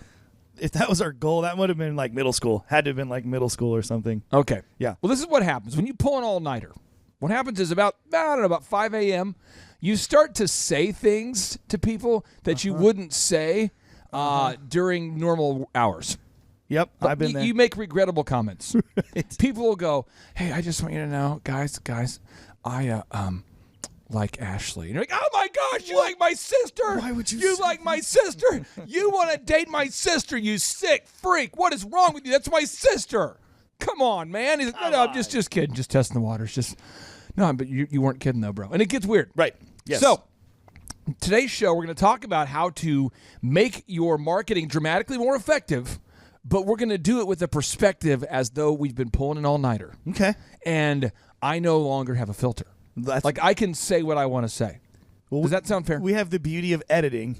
Right. So it's going to feel like, I'm just saying, it's going to feel... If you start dropping bombs... It's going to feel like I've been up all night, and it's a 5 a.m. kind of deal, okay? So here we go. I like that. We're going to open up Seth Godin's book, The Purple Cow. All right, let's The Purple Cow. It's like an all-nighter thing, and then at 5 a.m., somebody busts out Seth Godin's Purple Cow. He turns to page 87. That's how you know it was a fun all-nighter, too. Like, hey, guys, now that we've pulled an all-nighter, we've drank all the Mountain Dew we have and eaten all the Twizzlers and Funyuns. Why don't we read more marketing books? Open the Purple Cow. All right, so here we go. This is the notable quotable. Woo! It reads, if you can show up in a parody, it means you've got something unique, something worth poking fun at. It means that a purple cow is at work.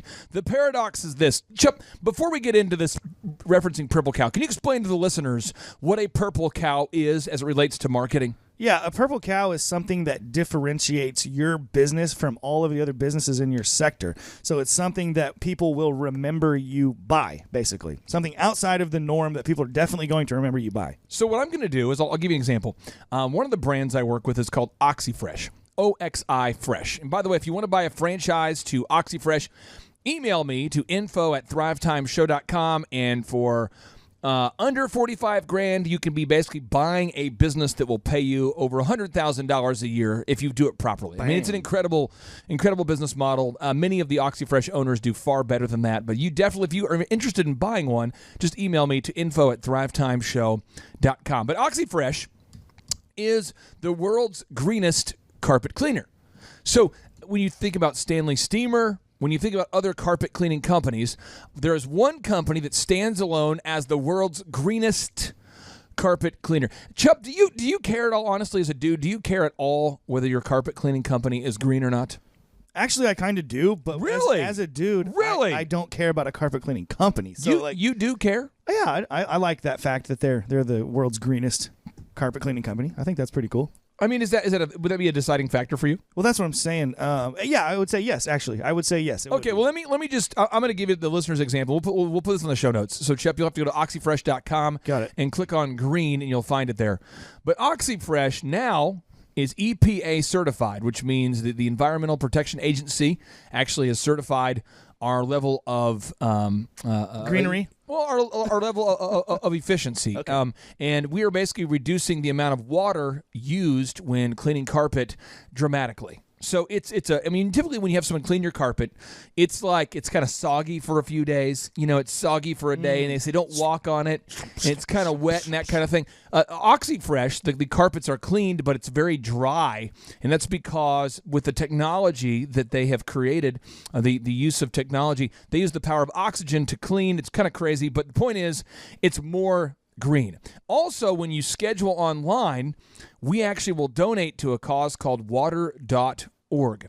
Now, water.org is an organization where Matt Damon is the spokesperson, but a lot of countries, people don't have access to clean and safe drinking water. And so OxyFresh donates a percentage of all their sales back to water.org. And so OxyFresh stands alone as the world's greenest carpet cleaner, but that's what makes them unique, right? And if a potential buyer or consumer is battling in their mind, who am I going to pick, OxyFresh or Stanley Steamers or whoever, that could very well be the deciding factor. Right. Another purple cow would be Tom's shoes. If you're looking to buy shoes, a lot of people are looking to buy some shoes to wear with some jeans, or just some shoes to wear with some shorts, and shoes to wear around. And you're going, okay, if I buy this pair of shoes, it's this many dollars. If I buy this pair of shoes, if I buy these shoes, I'm supporting an athlete.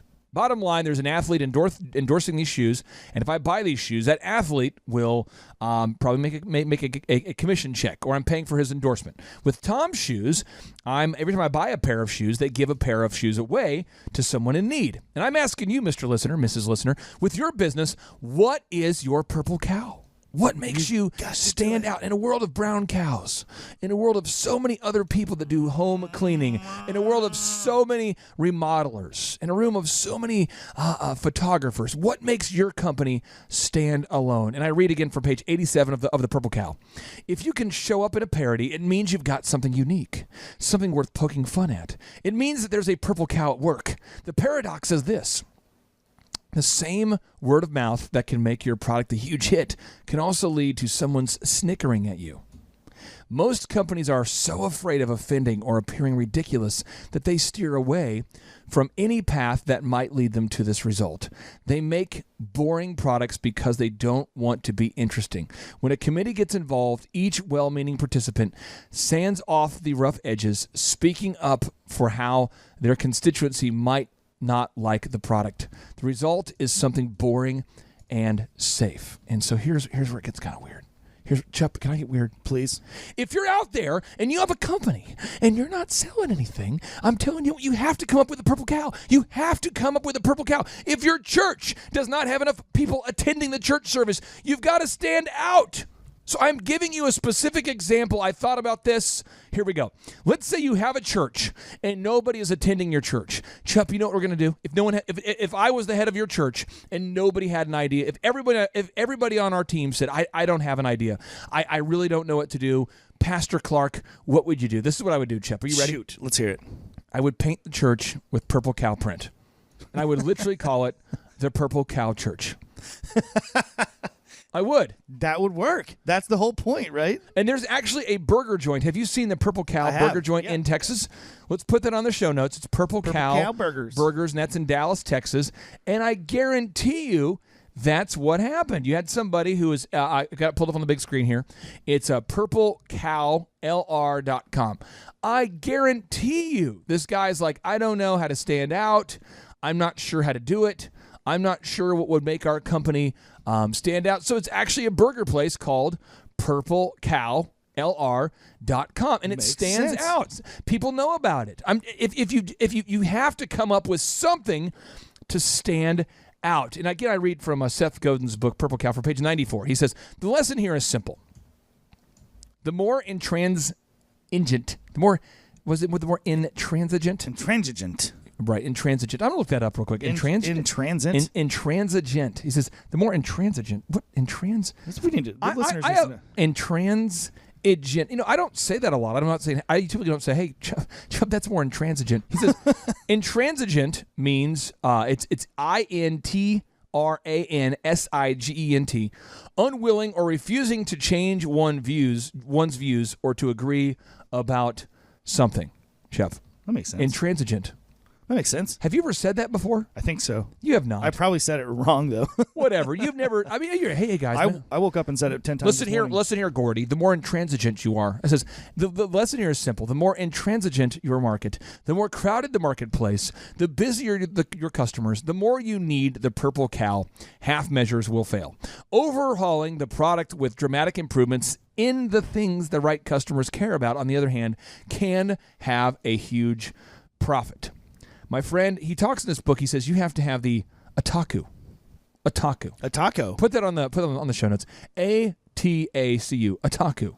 He says that word actually means, I guess in Japanese, it means the obsession and the inspired. You have to have this obsession and inspiration to make your Purple Cow stand out. And I think so many people are afraid to do this. I mean, when I ran Epic Photography, I just said, guys, listen, we're going to guarantee that we can get our wedding photos back to the bride and the groom within 2 weeks. And everyone thought I was crazy.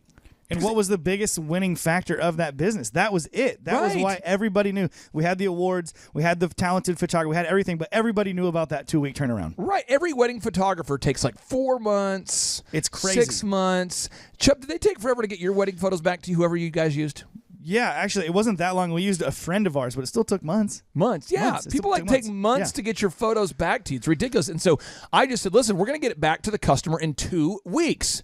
And everyone thought I was crazy, but it worked. Also, I said, I'll beat any photographer's price by 30%. And when you go in saying, hey, we're 30% less money, and by the way, and this is when I owned epicphotos.com, so I'm not sure how they've changed it today. Whenever I sell a company, I just have to move on mentally. I no longer know what's going on there. I don't care what's going on there. It's kind of like selling a kid. You feel kind of bad, but you have to move on. But all I could say is that we would do a 2-week turnaround time, and we'd beat anybody's price by 30%. That was our Purple Cow. And I ask you again, Mr. Listener, Mrs. Listener, what is your Purple Cow? Now, this is the problem with your Purple Cow, is a lot of people come up with something that's really unique, but then nobody wants it. And so Seth Godin talks about this on page 106 of the Purple Cow. He says, you need to figure out who's buying and then solve their problem. Chuck, you need to figure out who's buying and then solve their problem. So let's talk about men's hair for a second. Okay, let's do it. Elephant in the Room. Elephant in the Room is a company that I own, and I'll just tell you this: a lot of guys are frustrated that when they go in for a haircut, all they get is a chance to read old magazines. They get no ambiance, no atmosphere. They have a chain smoker that's cutting their hair, right? And they have to wait while sitting on those third grade, those blue kindergarten chairs, those plastic chairs. They have to sit there and wait. They have to sit on those plastic chairs while they're waiting for their appointment. Oh, yeah. And guys are like, this is just ridiculous. And so we built the Country Club of Men's Hair. And that's what makes Elephant in the Room unique. And that's why we're opening up locations in Dallas and Oklahoma City and in Tulsa. And after 6 years, the company has been a hit. When we come back from the break, I'm going to tell you about what makes Elephant in the Room unique and why so many people have fallen in love with the brand. But before I do that, let me tell you about a company called Classic Janitorial. Classic Janitorial. You might be saying to yourself, I want to make sure that my bathrooms are clean. I want to make sure that they make a great first impression for my ideal and likely buyers. Fresh. And so if you want to make your bathroom super clean, call the folks who are used by DuPont, by Google, by Newstar. That's theclassicclean.com. It's theclassicclean.com. One more time.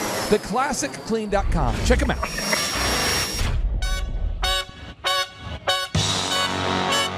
Attend the world's best business workshop led by America's #1 business coach for free by subscribing on iTunes and leaving us an objective review. Claim your tickets by emailing us proof that you did it and your contact information to info@thrivetimeshow.com. All right, Thrive Nation, welcome back to the Thrive Time Show on your radio. We're broadcasting today from the man cave here at Camp Clark and Chicken Palace. Chup, did I tell you about did my wife show you that well? Yeah, I was hoping to put some stuff together for it. Yesterday, we went down, I think, 20 feet. Did you hit water? Yeah, bro. Nice. Now, here's the deal. Nice. Before you leave, I need you to help me attach one more attachment because I got to go another 5 feet. Oh, I can do that. It's going to happen. I did it once. I can do it again. I'm just telling you, we've hit water. We've got to go deeper. That's awesome. And Chup, you know what? We got to go deeper. You know what? We've hit the water, but we got to go deeper. That's the whole point to life, Clay. It's that essence. No, if you want to get if you want to really get that water, you've got to go deeper. That's right.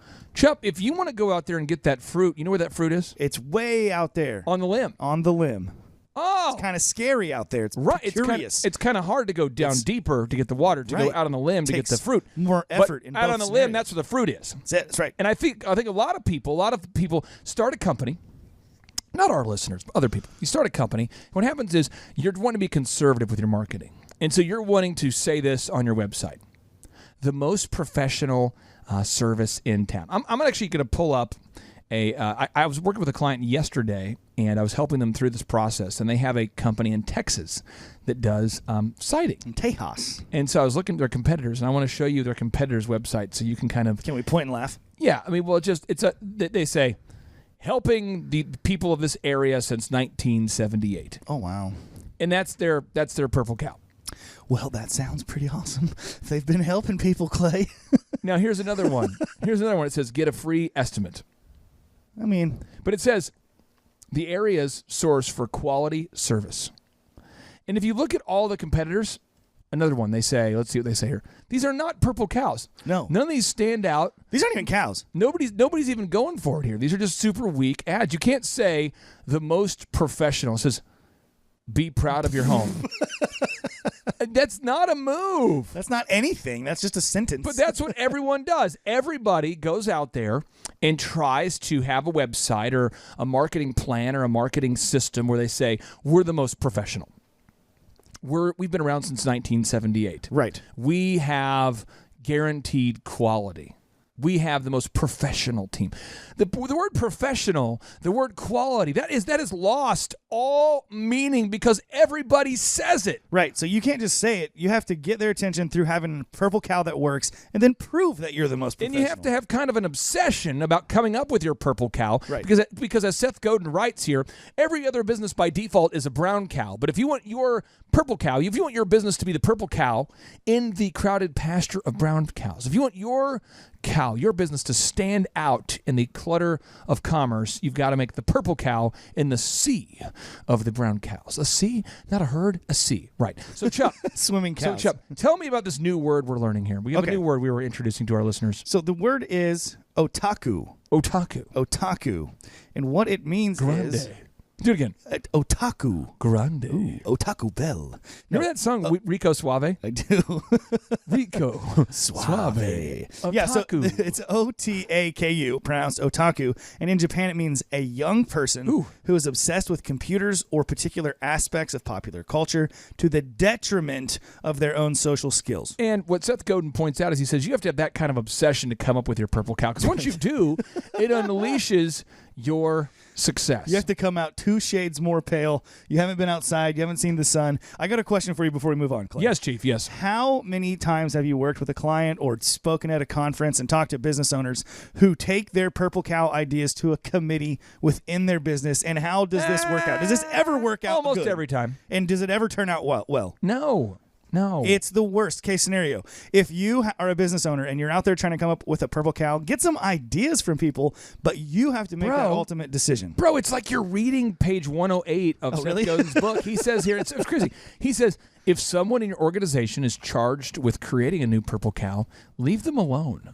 Don't use internal reviews or committees and usability testing to figure out if the new product is as good as what you've got now. Instead, pick the right maverick and get out of the way. Oh gosh. So I'm going to tell the listeners about Elephant in the Room now. So Elephant in the Room is a brand that I own. It's a men's grooming lounge. And what we found, and I say we found, my brother-in-law had deeply researched all of the competitors in the men's grooming space and had discovered that when you go in, there's a lot of plastic being used. Everything seems to be very much, Subway has a wallpaper, brick wallpaper. Yeah, faux brick wallpaper. Yeah.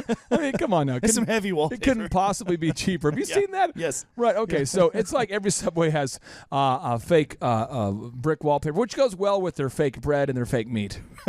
So that chicken was healthy forever, man. I feel kind of lied to, I got to tell you. I'm just telling you, it's kind of crazy. But the point, it's like a McDonald's on steroids. Right. But the point is, you go in there, it really is on steroids, but you go in there into a elephant in the room, and we use actual barn wood. Right. We use reclaimed brick.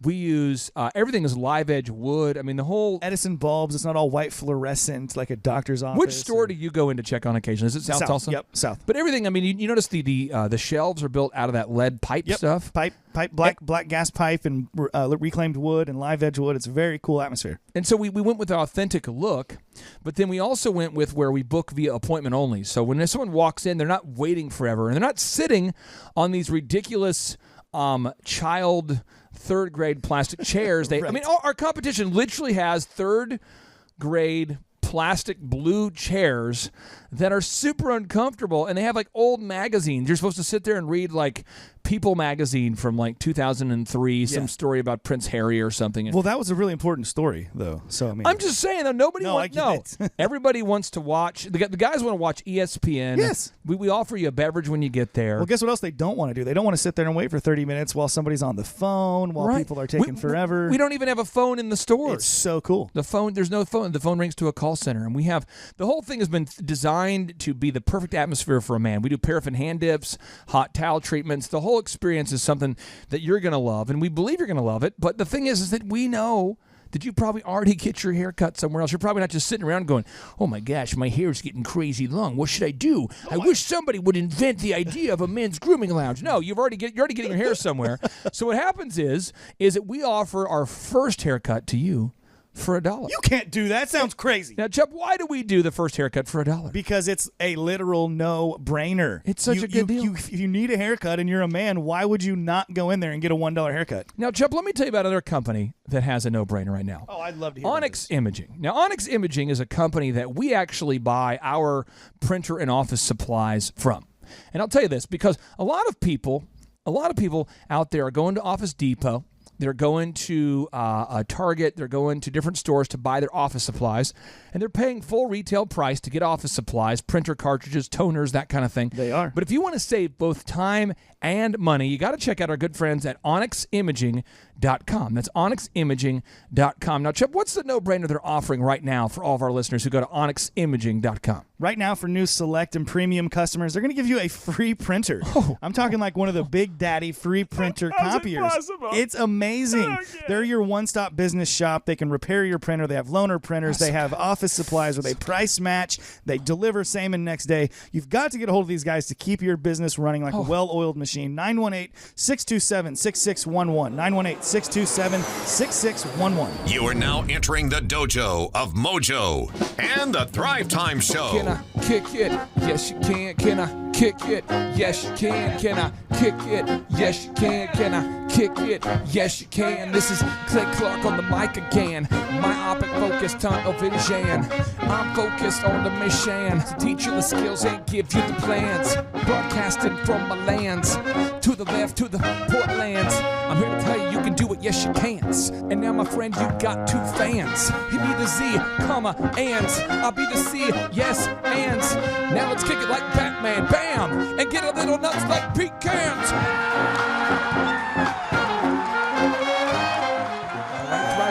Welcome back to the Thrivetime Show on your radio. My name is Clay Clark. I'm the former U.S. SBA Entrepreneur of the Year, sent here on a mission to get you into a great financial position. And one thing I want to make sure we carve out time to talk about right now is our June 22nd and June 23rd workshop is going to be awesome. Hot. We have got it's going to be a great crowd. A lot of people from all over the country are attending this event. And if you want to get yourself free tickets to attend the June 22nd and June 23rd workshop, you can get your tickets today by simply going to the Thrivetime Show on iTunes. Find the Thrivetime Show on iTunes, subscribe to the podcast. leave us an objective review. So subscribe and then leave us an objective review and email us your contact information to info@thrivetimeshow.com and we'll get you your tickets. Also, if you can't figure out how to do that or it's difficult or you don't have an iTunes account, you can just leave us a review by going to Thrivetime Show. You're going to find our Google map. So just do a search for Thrive 15 and the word Jinx. Thrive 15 and the word Jinx. And then just leave us an objective review there, and we will also give you 2 free tickets to our next in-person Thrivetime Show workshop. The event starts at 7 a.m. on Friday the 22nd. And it goes until 3 p.m. And so we do 45-minute sprints followed by a 15-minute break. So we're going to teach you marketing, branding, the millionaire mindset to time management. We're going to teach you sales. We're going to teach you workflow design. We're going to teach you accounting. We're going to teach you branding. We teach all of that to you, and it's a laugh and learn format. So you're going to have a lot of fun. I would say for every 3 things you learn, you're going to laugh one time. We have a great bookstore there. We have a coffee bar. We break for lunch. It really has been designed to be very interactive. Marshall's there. He's really tall. Yeah, well, we try to keep the event where it's less than 175 people, so Absolutely. it's very interactive. Yep. And if you get on a ladder, you can talk to Marshall, and you're going to have a great time. We have great music, great fun, great food. Hood CPAs typically sponsors a lunch, and you're just going to love it. Oh, this time, guess what? I don't know if you remember this. What? Restore Home Health is going to be smoking a bunch of meat right out in the parking lot.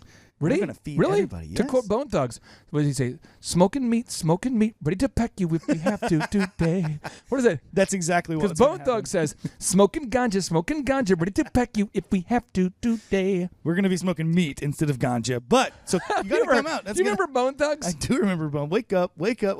It's the first of the month. Get up. Cash your checks and Get wake up. Okay, now, all I would say is if you don't want to hear Bone Thugs in Harmony, but you do want to see business coaching in harmony, come out to the Thrivetime Show conference where we're going to be smoking what?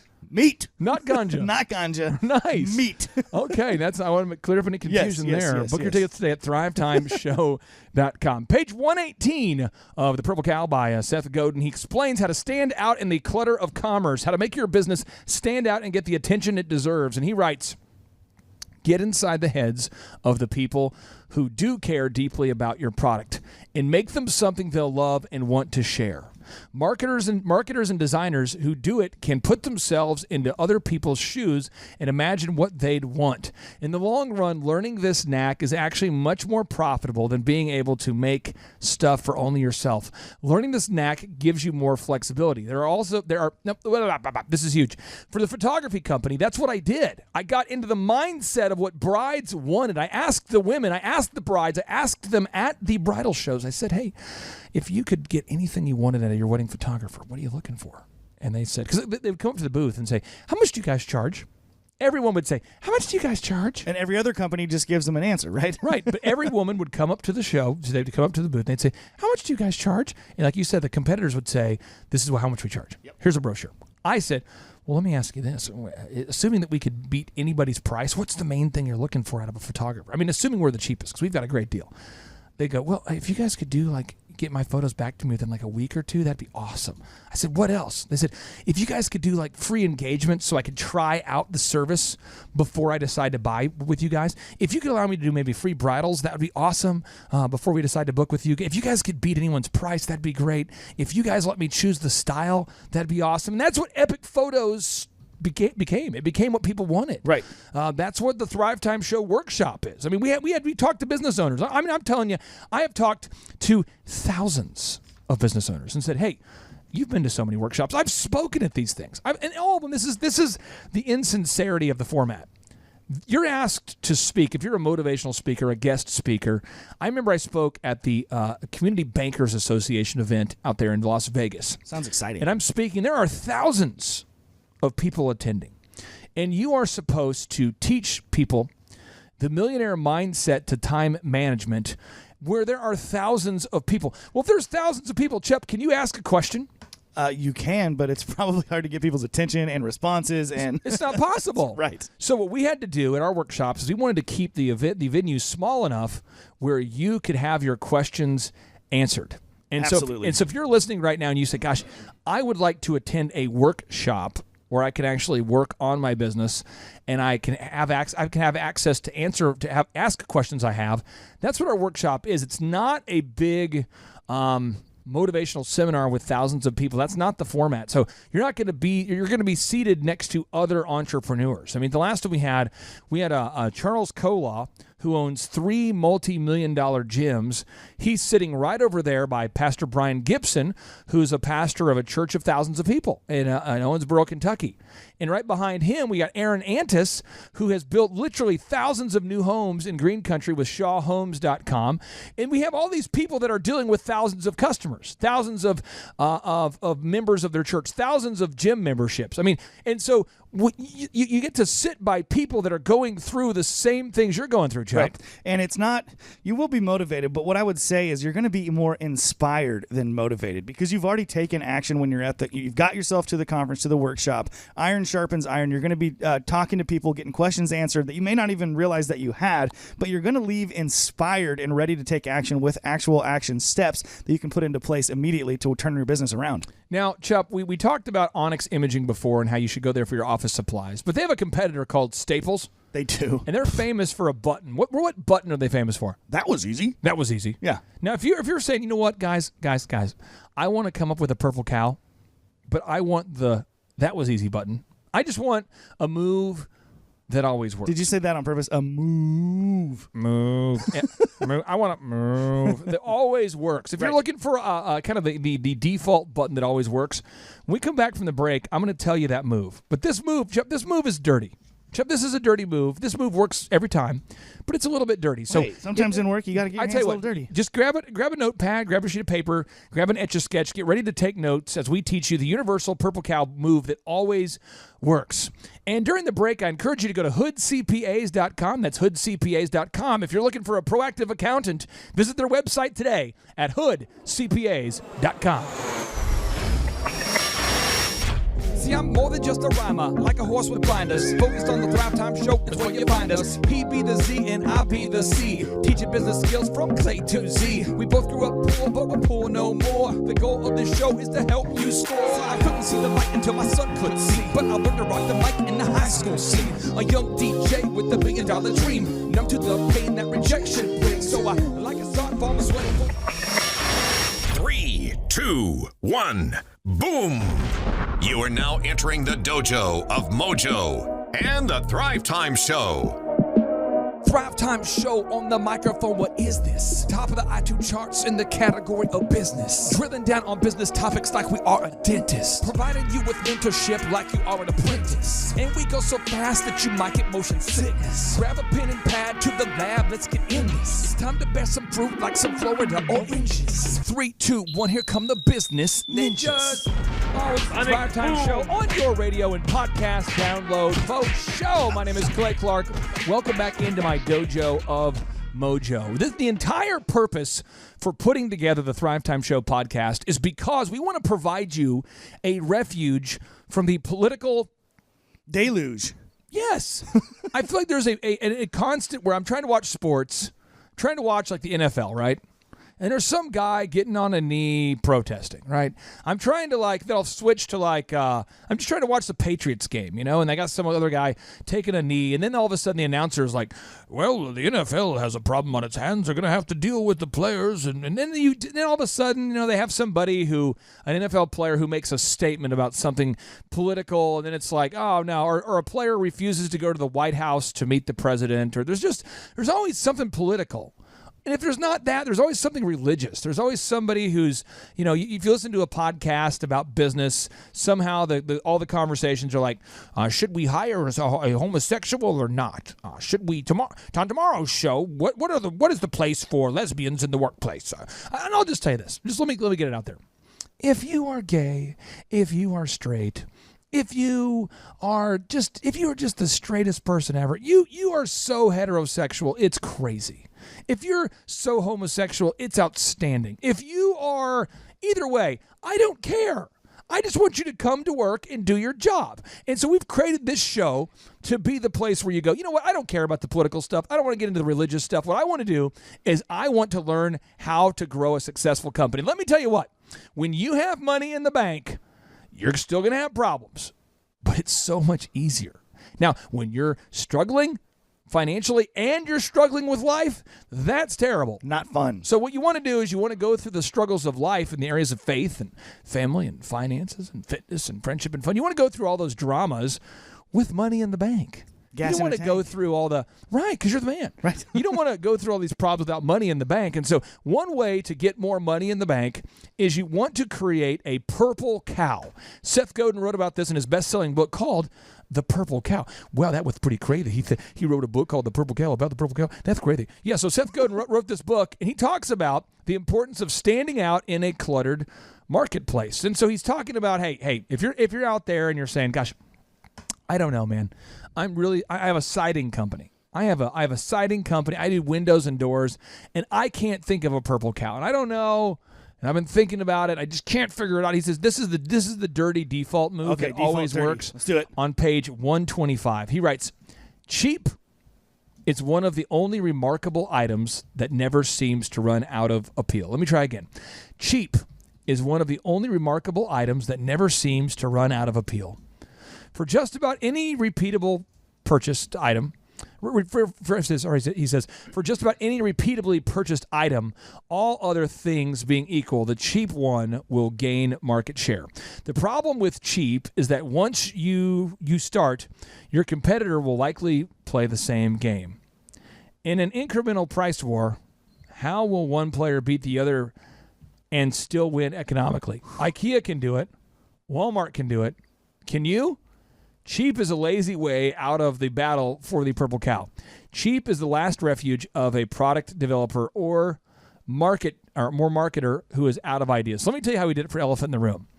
I love going the cheap move until you don't have to. See, Right. that's where Seth and I would have a great interview right there. I love going cheap until you don't have to. So I want to go as cheap as possible. So the first haircut of Elephant in the Room is $1. By the way, if you're in Tulsa right now and you've not been into the Elephant in the Room yet, you got to check it out. I mean, we only have capacity for 4,000 members, and we're almost there. So you got to check it out. I mean, the first haircut's $1, and then after that, every other haircut is the normal price. And if you're a member, you get a discount. But it's as cheap as can be the first time. So that's how I would do it, Chup. Now, but what he's talking about is if you make your entire business model just being always the cheapest option, it's really hard to do that because you now have to have cheap labor, Right. cheap materials. Everything has to be cheap. You've started a race to the bottom of the price bucket. Right. Everybody's going there.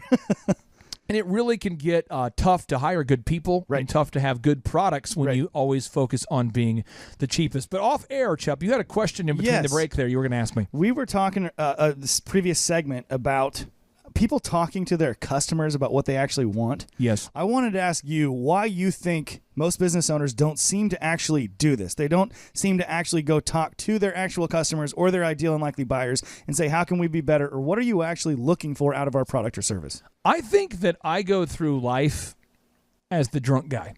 Okay. So this is my thought. We were talking about this a little bit. Yeah. But, if somebody's had like 4 adult beverages at a wedding, they don't have any problem going out and dancing. Yep.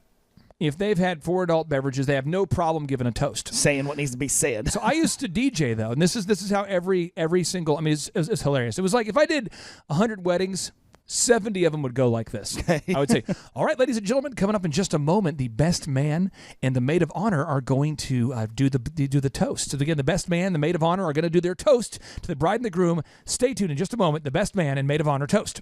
Then I go get them. The maid of honor always has a folded up piece of notebook paper with something thoughtful. And she's like, okay, I'm ready. I'm ready to do it. Now the groom, the groom's friend, the best man, he's like, I don't know. I didn't get a chance to write something down. I was busy getting the kegs. Let me go get a couple beverages and I'll be right back. So this guy comes back and he's like, he'll get back. And the maid of honor gets up and goes, I just want to thank April for inviting me.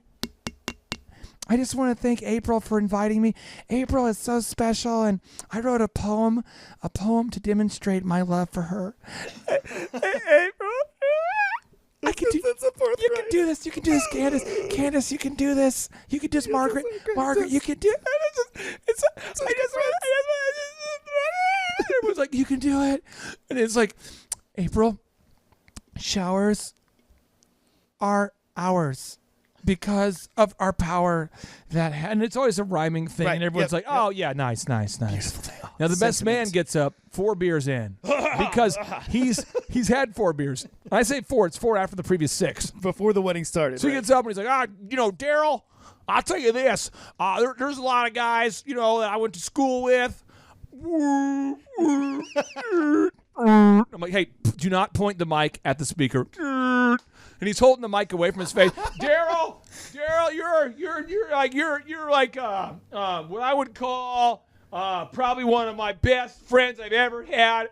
And I Frick, I love you, man. You're like, you remember when we were... I promised myself I wouldn't cry. Remember when high school, man, and we went into that bar? We took steak. We were like 18, and I went into that Navy bar, and I found the biggest guy, and I said, you want to do this? And he said, no, but then you got my back, man. You knocked him out, bro. And we went to jail, and everyone's going, oh, my gosh. That's how, like, the best. Remember when you met Suzanne, man? No, Suzanne. Hey. No. Suzanne was great, and that's why I'm so glad that you and Suzanne. I mean, dear Lord, April. Oh God, April. I'm so glad that you and April are married. But if you and April and Suzanne got married, that'd been cool. You know what I'm saying? So anyway, if you guys would raise a glass. Oh, I spilled on my shirt. Can I say? I mean, that's what they do. That was my cousin when he got married. I was probably 18 or 19, and that was almost my best man speech because I did not prepare anything. Right. So I'm just saying is I don't care. And the guy giving the toast doesn't care, and I just don't care. I don't care about pride. I don't have fear of embarrassment. I don't worry about what are they going to say. I just want to get the result as soon as possible. So I have no problem asking a man on the street. I have no problem going to wedding shows and asking people. I had no problem at all with buying a booth for a bridal show when I couldn't take photos. We didn't even have any cameras. It's awesome, is what that is. And nobody else would do that. Right. All the guys are like, well, we don't have a booth. This is crazy. Dude, we don't even have cameras. I'm like, I know, this is how we start. We don't even know how to take photos. Right. But this is how I built companies. It works. And so if you're out there and you're saying, gosh, I just don't know what the customer wants, ask them. Don't be arrogant about it and think that you know better. Now you know that you need to do. Don't be scared. Just get out there and ask them. Yeah, if you saying that I need to ask my customers what they want, Chup, if you saying that, that's exactly what I'm saying.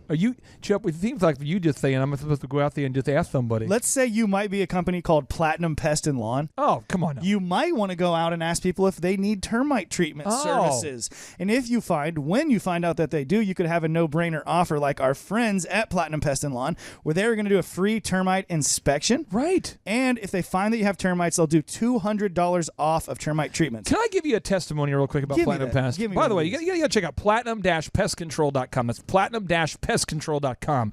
We used to have these wood bees. Those things are massive. Out front of the Man Cave studios here at Camp Clark and Chicken Palace. I'm talking about massive wood bees. Yeah. And they came in and got rid of those wood bees. If you go to platinum-pestcontrol.com, they'll remove your wood bees. They'll remove the snakes from your lake. They'll get rid of the mosquitoes in your mojito, the bees by your knees. Call platinum-pestcontrol.com. Check them out online today. No negative emotion, cause that's what business is. Always dominate, cause I got 5 kids. I will not lose, I don't break but bruise. They can talk about me, I can take that abuse. Here is the truth, while they make that excuse. I'll be up grinding, cause the scoreboard's the truth. He is my mentor, like my Yoda dude. He showed me the force like I was a young Luke.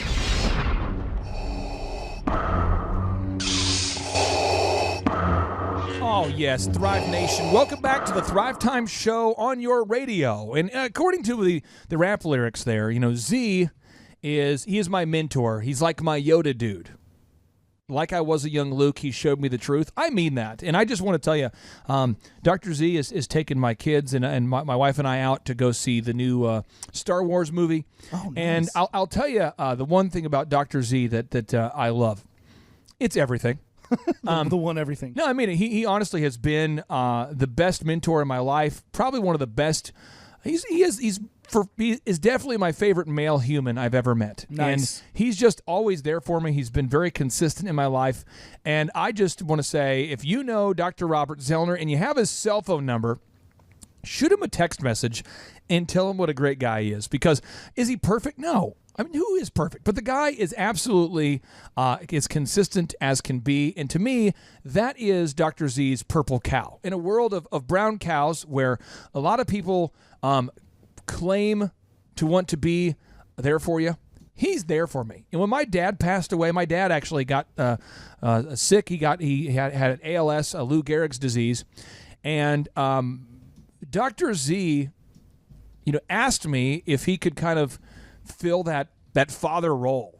And I don't know that there's anybody else in the world that would have asked that question to anybody. I mean, I've certainly never had somebody ask me that question before. Right. And he's just been there for me. And I'll just say I respect that relationship. I know that I'm not his son, but he treats me like I am. And I would just say I appreciate Dr. Z so much. And if you're out there listening and you have his cell phone number, just shoot him a text and tell him what a great guy he is, because he is the purple cow. He really is the GOAT in Tulsa, the greatest of all time. He's a great guy. He's fun to have on the show. And Chup, it's fun to have him on the show because he provides great mentorship, great learning opportunities, and always has a great attitude. He always has a great attitude. He's always having a good time. There's two things that I notice about Z every time I see him. Yeah. If something needs to be talked about or figured out, he can switch into that mode. Hey, let's just figure it out right now. There's no need to beat around the bush, and then go back to having a great time. And then he always drops some kind of knowledge bomb, some kind of quotable or something.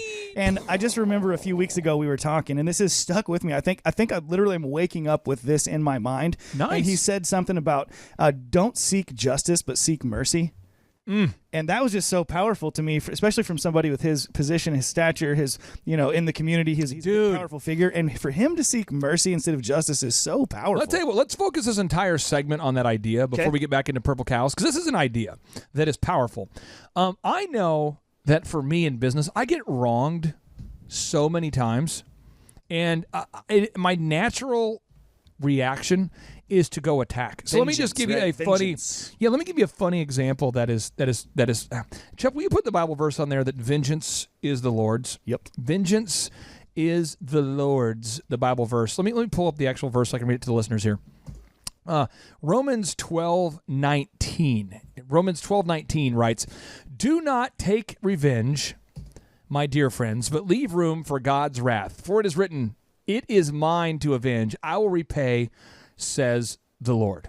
So I'm going to give you two revenge stories recently that are hilarious, they're just crazy funny. But I had a competitor that, for Elephant in the Room, every time we would put our signs out that says $1 first haircut, they would literally take down all of our signs. Childish. And so they'd take them down. So I took down one of their signs, which is in the man cave. You can see it up there in the ceiling. Yeah. So I took down one of theirs after they took down, I want to say, like 20-something of ours. But then that idea that Z has been telling me over the years got in my head. I'm like, you know what? I'm going to seek mercy, because their business has to be doing pretty bad if he's resorted to taking down our signs as his chief marketing strategy. And just the other day, I was driving by the business, because I drive by all the competitors to see what's going on. And I noticed they're out of business, Chuck. Ooh. And the revenge was the Lord's or somebody's, the marketplace. I mean, they didn't last. If you practice that principle, I truly believe it removes a corrosive influence on your heart, on your brain, that constant looking for revenge, looking how to get back at people. When you just take that out of your own hands and you do your best and forget the rest, it makes for a lot happier life. Now, the other one recently, this was the hardest one for me to move on from. This is just like in the last 3 weeks. We had a customer that came into one of our businesses, and the customer came in there and was told by an employee that I hate veterans. Well, yeah, of course you do. Now, Chup, I don't think people realize this. A lot of my friends are veterans. Right. We give off half off haircuts for veterans, so we don't even make money on the haircuts for veterans. We've done, for Thrive, we offer a free membership for veterans. If you go to thrivetimeshow.com, you get a free membership. It's true. David Robinson, my partner, served in the United States Naval Academy. I could go on and on. If you're a veteran, you come into the Thrive office, I'll give you a 30-second shoulder massage. For sure. Absolutely. We have American flags everywhere. There's a lot of American There's flags. nobody who's more, I cry during the national anthem. Yeah.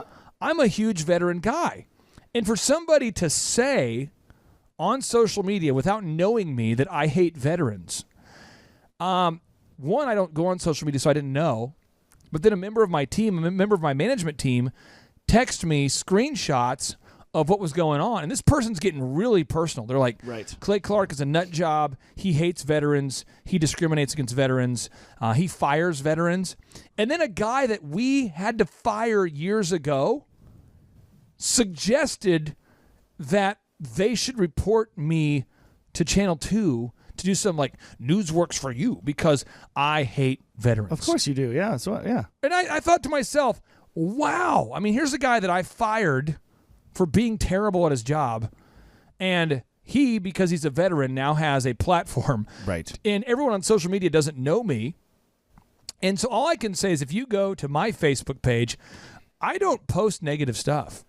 Like if you go to my Facebook page and you just go through it, it's pretty much every day is just positive stuff. Win, win, win, win, win. That's all I do. I don't post anything negative. And Chuck, you know why I don't post anything negative? Because it's a waste of time and effort. And why? Why would you want to? Well, I was listening to a Tim Ferriss podcast the other day, and I really, Chuck, I would encourage you and all the listeners to check out this podcast. It was a really good one. It was with the lady named Whitney Wolf, and she is the founder and CEO of a company called Bumble, Bumble. Have you ever heard of Bumble before there, Chuck? I have, but I have no idea what it is. Bumble is a dating website where basically women initiate the conversation. Yeah, my buddy was telling me about it. And yeah, I get it. It's also a social media platform where you can't make negative comments. Right. So like you can get like punted from the platform if you say negative stuff. And what happened is she had a lot of people that were attacking her personally on social media. And she said even though she was very wealthy, she got depressed because everyone kept saying negative things about her on the internet that weren't true. And she felt like she had to go on there and like right every wrong. Yeah. And so I'm just trying to give listeners out there a little encouragement. If you're out there and you feel like you have to right every wrong on social media, I would encourage all of our listeners to stay off of social media. And when you are on social media, post something positive. Just go on there and write something nice about somebody. Go on there and brag about somebody you've been working with. Brag about a friend of yours. Brag about a client of yours. Brag about your wife. Go on there and brag on them. That's a good move right there. Go on there and talk about how much you love your kids. Talk about how much you love your friends' kids. Talk about how much you love your church. Be positive. Put positivity into the world. Because if you sow the seeds of positivity, positive things come back. But Dr. Z is a guy who has so many business ventures going on that the world does sometimes throw negative things his way. But Chuck, as you pointed out, he encourages us to what? To seek mercy instead of justice. Man, such a big thought. Such a big thought. And again, if you know Dr. Z and you have his cell phone number, send him a text and tell him what a great dude he is. I promise you he will appreciate that. And he is a great mentor and a great co-host. We read here from page 163 of The Purple Cow. Page 163 of The Purple Cow. Seth Godin's talking about how to transform your business by being remarkable. How to be the purple cow that stands out in a herd of brown cows. How do you make your business stand out? He writes, is your product more boring than salt? Unlikely. So come up with a list of 10 ways to change the product, not the hype, to make it appeal to a sliver of your audience. That's powerful. That's powerful. Think about your service. Think about your product. How could you change your product or service to make it stand out? And I think of one company that's done that. Chubb, have you ever been to Elote? Yeah. Yeah, I have. It's been a while. Elote, my partner Braxton Fears, signed the lease with Elote back in the day. And Elote, I'll pull it up on the big screen. I want to put them on the show notes. It's ELOTE, Tulsa.com, Elote. Now, Elote is known for having a menu of food the offerings they offer that no one else really offers. I mean, They have the puffy tacos. Famous puffy tacos. Have you ever had the puffy tacos? I have. They have sweet potato burritos. Have you ever had that? I have not. They have all these food items that you're not going to find anywhere else. And it's all farm to table. It's all organic. It's all fresh. And then they have this craziness. They have luchador wrestlers that actually wrestle inside the restaurant while you're eating food. Have you seen this before, Jeff? I have not actually seen the wrestling match, but I've seen the wrestling ring. I've seen the luchador wrestlers running around. So, yeah. Yeah, and it doesn't make any sense, but that's what works. It stands out. It breaks out of the clutter of commerce. And if you are absolutely committed to growing your business, you have to come up with a purple cow. Everyone has to do it today. Today is your day. Today is the greatest day you're ever going to have. Today is the day today is all you have. There's Monday, there's Tuesday, Yep. there's Wednesday, Those days. Thursday, Friday, Saturday, Sunday, but Chup, there's no someday. That's right. You know, someday actually doesn't exist. Someday. You've got to do it today. Make that choice. Make that choice. Chup, I want to read to all the listeners what I'm going to do today. Just so read they it off. understand that I actually do live a carpe diem sort of mindset. Seize that carp. And by the way, some of this involves you, okay? Okay.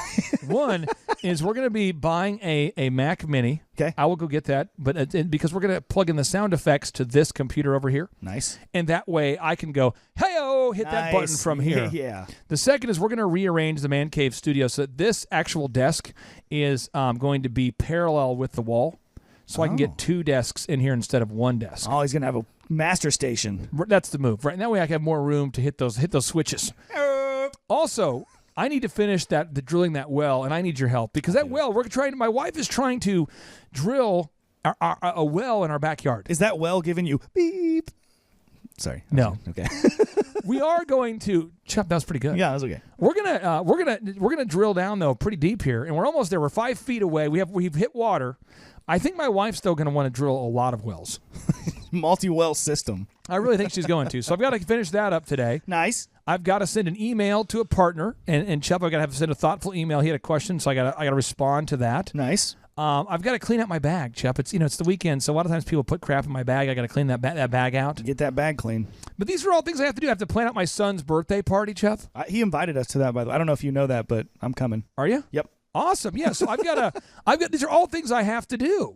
And the reason why I have to do this is because today is the day. The day. And I'm not going to let my son's party be crappy. No, I'm not going to let my well be 5 feet short from the water it needs. I'm not going to let the Thrive listeners out there miss out on awesome new sound clips. No, I've got to, Chuck, but we have to break it down into linear, specific steps. We have to go do it, my man. You have to take action. And Chuck, one other thing we have to do right now is we have to promote one of our sponsors. This is a guy named Dr. Sibley. I call him Sibs. Sibs for short. Sibbles. Chuck, tell us about Dr. Sibley. Dr. Sibley is one of he's the actual chosen chiropractor of the great one. Wayne Gretzky, NHL legend. Yes. He is over there at 51st and Harvard. If you guys need to get a hold of him, he's going to offer you guys a free chiropractic assessment, free x-ray, and first treatment. If you're struggling with asthma, back pain, any of that stuff, get a hold of him at drjohnsibley.com, drjohnsibley.com, 918-749-5741. And now, broadcasting live from the box that rocks, it's the Thrivetime Business Coach Radio Show. Time for higher learning and higher earning.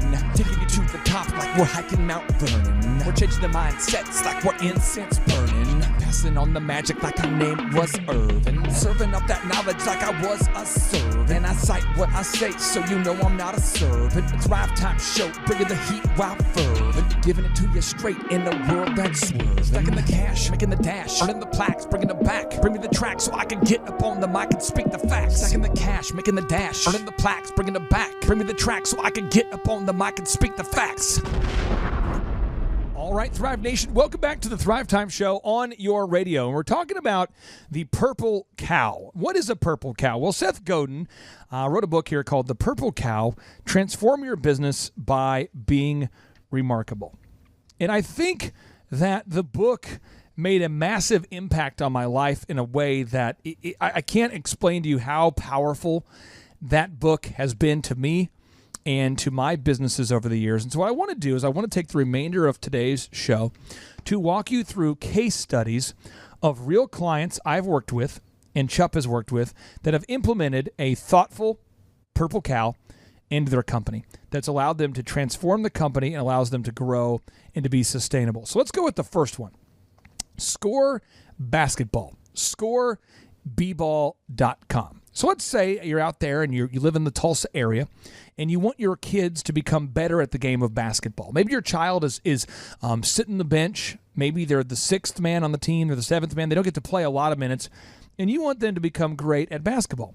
So if you type in Tulsa basketball camps into Google, you search for that, you're going to find Score B-Ball is either top or in the top 2 or 3 in Google search results. Correct. Now, if you type for Tulsa basketball lessons, you're going to find that Score is top in the search engines. Now, if you were going to search for Tulsa basketball training, you're going to find that Score Basketball is top. Now, Chup, Being top in Google, do you think that impacts Score B-Ball? Absolutely. You think it does? In an amazing way. Really? Yes. Okay. Absolutely. So step number one, I want to put this on the show notes. This is the Score basketball case study, okay? So step number one, we had to help them get to the top of Google. Now, that is not a purple cow, but that was what we had to do. We had to get him to the top of Google. Now, once he got to the top of Google, I'm going to pull up his stats so I can read them off here to you. Right now, in a typical week, we're getting over 24,000 people who are seeing his ads. Ooh. And 3,233 people a week clicking on his advertisements. Are you serious? Yes. That's insane. I know. So he has 11 leads that came in this past week. That is awesome. He's been in Germany the last couple of weeks, and so he's turned down his advertising a little bit. But if you look over the weeks here, like you're seeing March, April, he's averaging almost 25 leads a week for basketball every week, and the guy converts about half of them into members. But his purple cow, a lot of people say, well, what's his purple cow? His purple cow is that this guy has a history of success. He's been the coach for over 50 Division I basketball players, including Ralph Charles, Kalina Azubuike, Jason Rainey, who played for Arizona University, Kalina Azubuike, who played for the New York Knicks and the Dallas Mavericks and the Warriors. I mean, you think about, he's worked with a lot of former NBA players. Shea Seals from the University of Tulsa, who played for the Lakers, Lee Mayberry. These are real folks. And up on his site, he shows you how he compares to the competition. Powerful. So if you're going online, you're going, well, what does Score do differently from everybody else? He'll show you how his program is different and or better than everybody else. Then, so his purple cow is that he is the best basketball coaching facility in Tulsa, but he proves it. It's different than just saying he's the best. He proves it. Again, his purple cow is he's the best, but he proves it. It's different than just saying he's the best. He proves it. Just saying you're the best is puffery. Proving it with facts, that's impressive. Then he has a little marker on his website where it says, experience Oklahoma's highest and most reviewed basketball camps. And if you click it, it takes you to his reviews. And the guy has over 185 reviews right now. He has 186 reviews as of the time of this show right now. Also, if you're a first-time visitor to Score, your first lesson, Chup, is free. That's amazing. Why Chup, would you not want to try it? It's free. Why would you not want to go there? And look here, the history got of all success. The proof, right? He's got the history of success. Right. He's got the Google reviews. He's got the ads running for him. You get there and you see, try your first lesson free. That's his no-brainer. Come on. And it's purple cow. That is a move. Chup, that's a move. Chup, tell us about one of your clients you want to brag on, because I want to really get specific to show the listeners this is not a unicorn event. This is not just Seth Godin, who sold a company to Yahoo for millions of dollars, teaching you. These are real things that you can apply, real moves that actually work. So I got a good one. We just came up with this, I think it was last week, actually. Guy Shepard over at Shepard Automotive. He is a diligent doer. He is a super grinder. He's an awesome guy. And his whole move is that he wants to be that trusted mechanic, the person you could send your mom to or your sister, anybody you could send to. He's a Christian guy. He works with Christian values. And so we've been working on, he's got no-brainer offers. Guy Shepard, you better get to 100 Google reviews as soon as possible. Guy Shepard, you got 66 reviews right now. You got to get to 100, Guy Shepard. Coming for you. But right now, it's get $25 off your first oil change, and that's been getting some traction for him. But what we came up with, Clay, I want to get your take on this, is we got a new saying. Come on. It's going to be Shepard Automotive. He's your guy. Because everybody needs a guy. When your car's broke down, you need a guy. That. His name is Guy. His name good. is Guy Shepard, Shepard Automotive. He's your guy. He's your guy. So when somebody asks, hey, my transmission sounded weird. Do you know a guy? Do you have a guy? That's what I always say. Now, Guy Shepard, let's walk you through his case study, okay? Right. So step one, you had to get him to the top of Google, right? Top of Google, Oklahoma City Auto Repair. 2, he's had to gather objective reviews from as many clients as possible. And a lot of people are resistant or hesitant to give people a review. They don't want their name on the internet. They don't know how to do it. They're busy, whatever. But Guy's been very persistent asking his real customers for objective reviews, and he's scored 66 reviews. And now he has a no-brainer, and you can check it out at shepardautomotive.com. It says get $25 off of your first oil change. But my friends, this is how it works. There's no easy get-rich-quick move. How long did it take Guy Shepherd to get to the top of Google? Oh my gosh, it was a 9 or 10 month long campaign. How's he doing right now, though? Are his sales growing? His sales are growing. He's up. We just figured it out. I think he's up. This month was down just a little bit, but he's up at 18% overall over last year. For the year. Yeah, now Score Basketball, just so you know, he's up over 50% since we first started working with the guy. Face, yeah. But I mean, Platinum Pest, I think they've almost tripled sales, I heard. That was at 440% or something. It was like more than 4 times, and Marshall's their coach. And so all I would say is that we want our clients to do well, but we can't help you if we don't get a chance to know you. So if you're out there and you say, gosh, I want to be one of these case studies, I want my business to grow, what I encourage you to do is go to thrivetimeshow.com and schedule your one-on-one business coaching session. And one of our clients, a show sponsor, a great guy, is a company out there owned by a guy by the name of Travis. This company is Williams Contracting. Now, if you have a business and you're saying to yourself, gosh, I want to add on to my building. I mean, do you want to build onto your office building? Do you want to build onto your church? Do you want to add on to your school? Do you want to build a restaurant? Do you want to expand your commercial shopping center? If you said yes to any of those things, you need to check out our good friends at Williams Contracting. Their website is will-con.com. That's will-con.com. You might be saying to yourself, could you say it slower? I'm trying to write it down. WILL-CON.com. Check them out today. Williams Contracting. Their phone number is 918-682-5511. will-con.com. Stay tuned. 3, 2, 1, boom!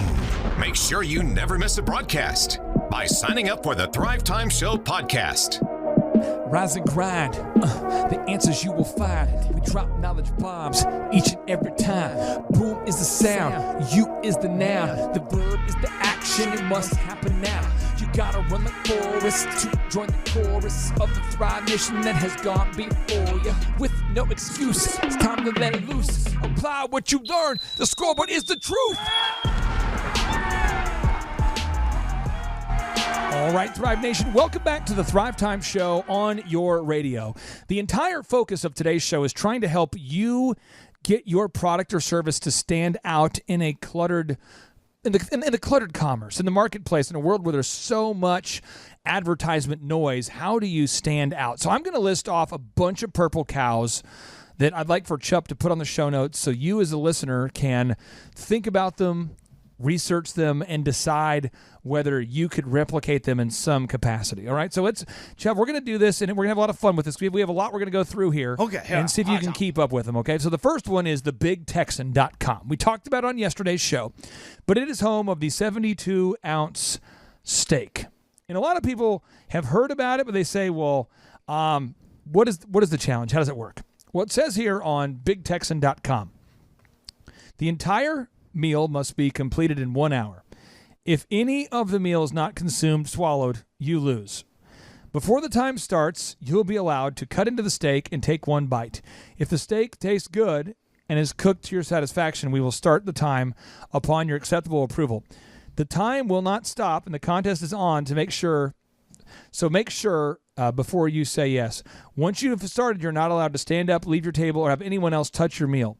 You'll be disqualified if anyone assists you in the cutting, preparing, or eating of your meal. This is your contest. You don't have to eat the fat, but we will judge this. Should you become ill, the contest is over, you lose. You are required to pay the full amount up front. You will win. And if you win, you will get a 100% refund. You must sit at the table that we assign. If you do not win the steak challenge, you are welcome to take the leftovers with you.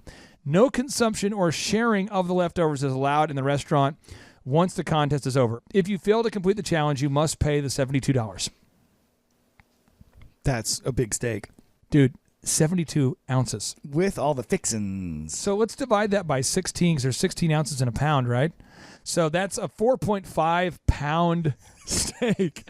So all I'm saying is that is actually something that stands out in the crowded marketplace. That's a real thing. And I knew about this before you even brought it up yesterday, which proves the point that it works. How did you know about it? I drove by billboards traveling around as a kid. Everybody knows about the giant steak in Amarillo. Go down there, try to eat it. I was a young man, Clay. I wanted a large steak. Now, another place that everyone needs to know about, and a lot of people do know about it, it's called the Little Man Ice Cream. Oh, this place is awesome. Now, this is what they do. This is a powerful no-brainer that they have and a powerful Purple Cow.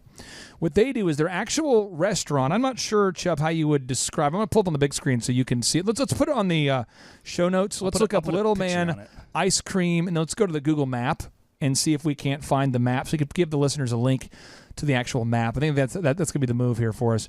But I'm gonna zoom in here so all the listeners, if you can, when you get to the show notes, all the show notes are always available at thrivetimeshow.com. But when you get there it is, Chubb. Look at that. How would you describe the Little Man Ice Cream store? That's like an old school milking container, not like a milk container, but like the one that you actually put under the cow. Right. It's big, but it's like Chubb, do you see 30 feet tall. Do you see that line? Yeah, there's a Google Map line. Happened to be when the Google car drove by. There's a line out to the street. There's always a line. If you go there, there's always a line. I think he has a video here on his site. Let me see if we can link to that video. Oh, yeah, this is a video on YouTube. Let's put the link to that video on YouTube. You can find it at littlemanicecream.com. But what he does is he does a scoop for scoop. So what he does is if you buy ice cream from the Little Man Ice Cream, this is what he says on his website they do. He says, Little Man Ice Cream was built on a belief that business exists to make a difference. Since the day we opened for business, we have made giving back a part of who we are. Little Man's Scoop for Scoop program is how you are helping us to make the difference. For every scoop of ice cream purchased, Little Man matches that scoop with a donated scoop of rice, beans, or other essentials to a community in need anywhere around the world. To date, Little Man has delivered to communities in 9 countries spread across 4 different continents. Scoop for Scoop missions directly send our employees to volunteer their time and talents. Our partners with reputable mutual understanding and a commitment to always being a force. And it goes on, it just goes on to explain how much they've given away. You can check them out at littlemanicecream.com. And by the way, Chubb, I want to make note of that. We should get the Little Man Ice Cream founder guy on the show. Ooh, the owner. Would that be a great guest? Wouldn't that be a great guest? You talk. I'm going to put that on my to-do list. Little Man Ice Cream. Yeah, put him on the Dream 100. I'm writing this down right now. The Dream 100. Little Man Ice Cream founder. That's a great cause, a great company. That's a good one. Now Chubb, another company out there that has a Purple Cow that I want to brag on, and it happens to be a client of mine, is Morrow, Lye, and Kitterman. Morrow, Lye, and Kitterman. They are a pediatric dentistry in Tulsa who has been growing at a rate of more than 30% year over year. 313 Google reviews. These guys are rocking. Now, what they do is they have a special where they say that your child gets free treatment until the age of 3. It's free until 3. Now, Chubb, why does that work for them, offering free pediatric dentistry until the child is 3? Well, who doesn't want to take advantage of that for the first 3 years when you're going through this with your first kid, maybe a young kid? And then it's awesome for them because now they're hooked in. They're in the system, baby. And dude, look inside their location there. They have it's super cool. You see they have like a video games for the kids there. They have a fun playhouse area for the kids. Kids love it. They have an aquarium in their lobby. Saltwater action. People love it there. It's a cool spot. They're really, really good at what they do as well, so that helps. Yes, but I mean, they have decided to break out of the clutter where there's so many other dentists out there. They wanted to stand out, and they've created a Purple Cow. Chubb, can you think of one of your clients right now that's created a Purple Cow where you say to yourself, man, that is really a good move? Yeah, so Best Choice Auto Glass. Oh, come on now. These guys are super diligent as well. We came up with a no-brainer for them and a Purple Cow to kind of separate out. Everybody in their industry it's a lot of low price, not a lot of margins. Low price. And so what Mark and Donna over there, that the owners of Best Choice Auto Glass, they pride themselves in doing a really good job being fast and mobile responsive. And he always was going around cleaning up the cars afterwards. He was wiping down all the windows. He's vacuuming out the front floorboards. Wipe them down. But the thing is, he wasn't wipe them down, clean the cars. He wasn't telling anybody about it. He wasn't letting anybody know that he was over delivering. What's his name? Mark Burgess. Mark Burgess wipes them down. Wipes them down. He cleans the cars. He wipes them down. Sorry. So we came up with the Best Choice Detail. So with any glass replacement, we'll offer them the Best Choice Detail for free, where they clean your windshield, inside and out of your front windows. They vacuum your floorboards and wipe down all of your door jambs, because that never happens. If you have a church, if you have a business, if you have an organization, you have to have a Purple Cow if you want your organization to grow. And so I'm going to give you the Purple Cow of our next show sponsor. This is RC Auto Specialists. Roy owns the company. It's a Christian-owned business. But here's his purple cow. These guys can do any kind of Ford automotive repair that you need. If you have a Ford vehicle, a Ford truck, a massive Ford vehicle, if you need your transmission to be fixed, battery issues, lighting and wiper blades, heat and air systems, suspension and alignment, they have over 80 years of combined experience. If the Ford Power Stroke diesel service and repair, that's what they do. If you have a Ford automobile, check out rcautospecialists.com. That's rcautospecialists.com. rcautospecialists.com. Stay tuned.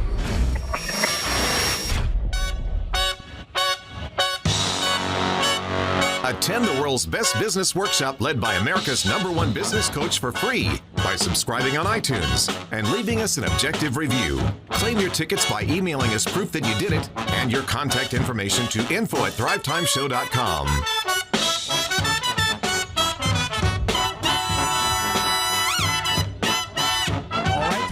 Welcome back to the Thrive Time Show on your radio. And today we're talking about purple cows, how to stand out in a cluttered marketplace. And I want to brag on one of our upcoming show guests. We'll be interviewing him, I believe, not tomorrow's show, but the day after tomorrow. So 2 days we'll have him on the show. This is Muggsy Bogues.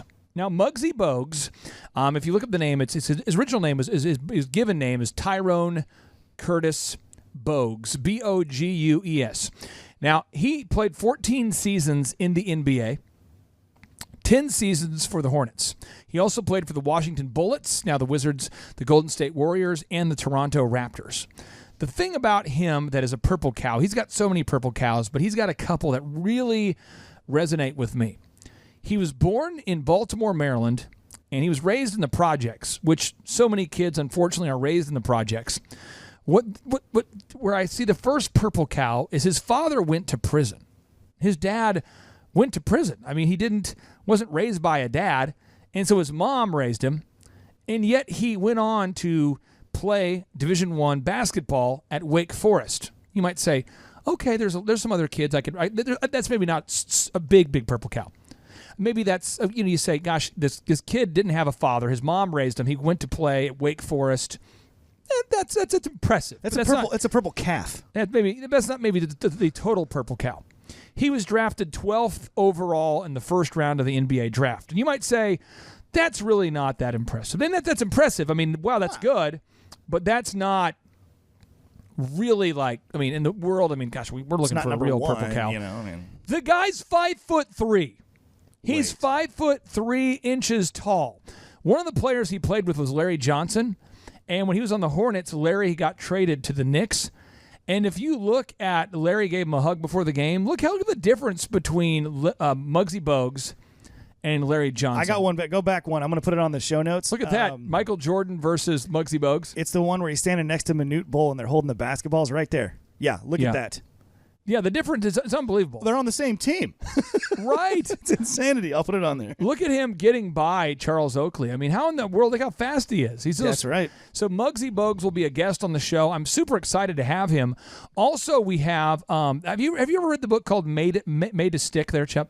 I have not read that one. No? You have not? Nope, but I've heard it's a lot on our bookshelf. I've heard a lot about it. I'm working on the show outline today called Made to Stick by the Heath brothers. These guys, they wrote a book that is phenomenal. It teaches people how to write advertisements or how to write public speeches or how to have ideas that get stuck in the head of your ideal and likely buyers. And that book is absolutely powerful. They're going to be on the show here coming up in a few days as well. So we've got a lot of great guests coming on the show who are purple cows in their own right. But I really want to help you, the listener, find the purple cow for your business. I'm trying to help you find one for your business. So I'm just going to keep firing off examples. Chup and I'll go back and forth, and we're going to see if we can help you discover a purple cow that will work for your business. Chup, can you tell the listeners about Tip Top Canine? They have a great purple cow for their company. Tip Top Canine is a dog training company, and it's $1 for your first lesson. How much? $1 single for your first lesson. And part of their Purple Cow is the fact that their systems are so awesome. Ryan and Rachel have developed such an awesome system for training dogs that they can get some major traction with your canine animal in that first lesson. So they wow, and they get them with the $1, and then they wow them, and it's a no-brainer after that. So if you're out there and you say, I have a dog that's starting to bite or starting to get rowdy, it's not behaving, what you could do is you could do a Google search for Tulsa dog training, and you're going to see this working. So here's the case study. Here are the steps we had to take them through. 1, Chuck, we had to get them to be the top of the Google search results. And if you Google search Tulsa dog training, you're going to see their top.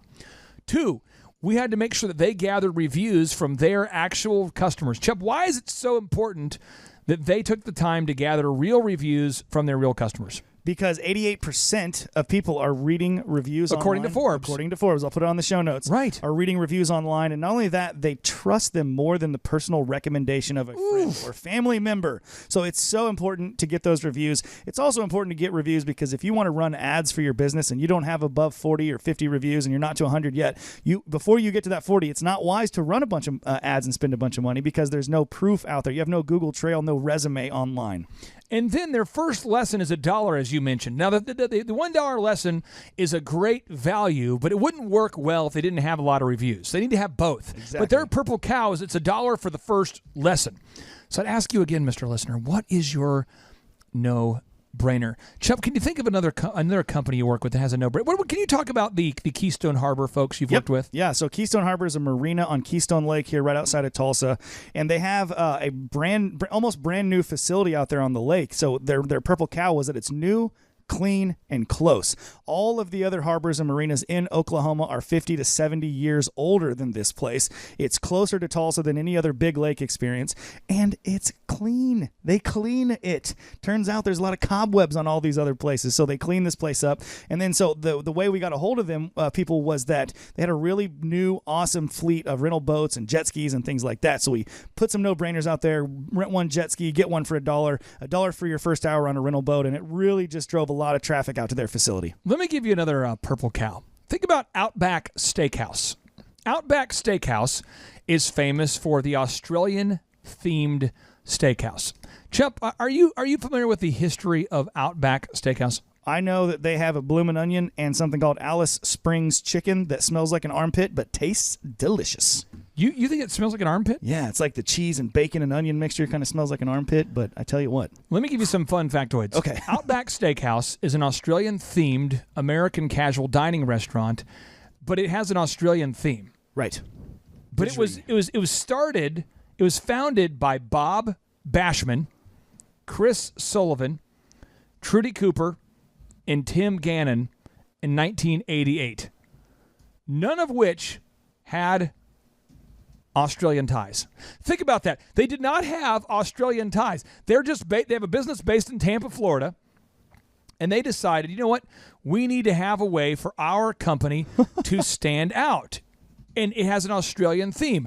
Why, Chuck? Why does it have an Australian theme? Because apparently when they were going around doing their research, there was no other Australian-themed steakhouse restaurants. Well, think about how many steakhouses there are that you can't remember the name of. It's right. like there's always like Big Texas Steakhouse, the Texan Steakhouse, right. Big Texas. Charlie Steaks. There's so many of them. Right. But Outback is stuck in our heads because of the Australian theme. Do you do an Australian accent? Can you do an Australian? Hey, good day, mate. That's pretty good, man. Yeah. Put some shrimp on the old bobby. Hey, let's put some shrimp on the bobby. Yeah, so all I'm just saying is that worked. Right. I mean, the endless kangaroo references and all of the Australian themed things, that actually worked for those guys. Now, the next Purple Cow I want to talk about is Starbucks. What makes Starbucks stick out? What makes Starbucks stick out? What makes Sam Adams beer stick out?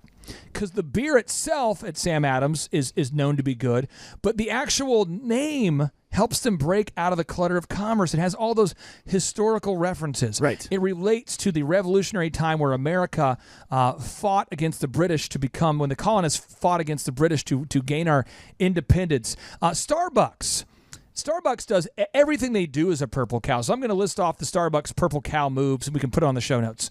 If you go into Starbucks and order a small, they don't have a small. They have a tall.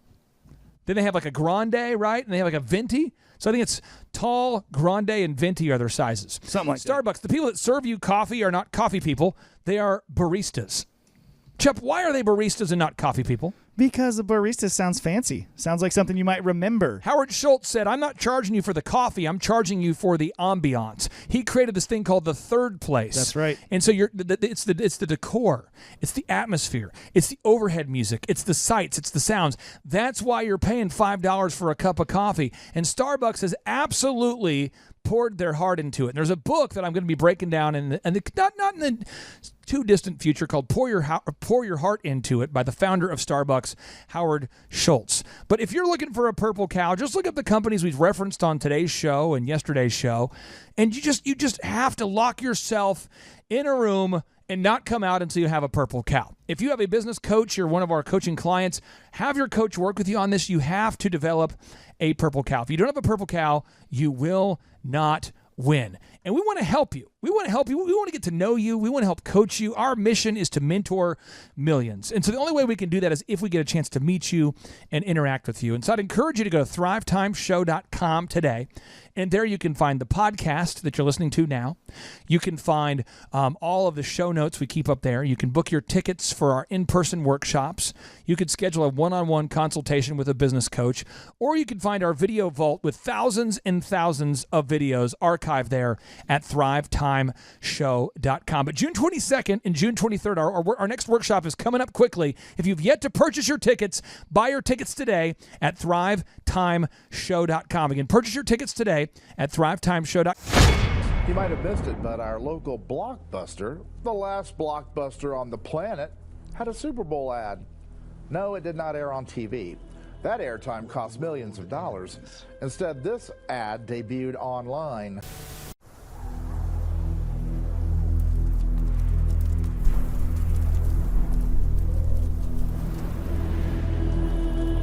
When the world ends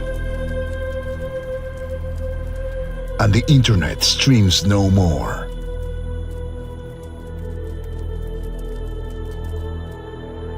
we'll still be here. Hey, Steve.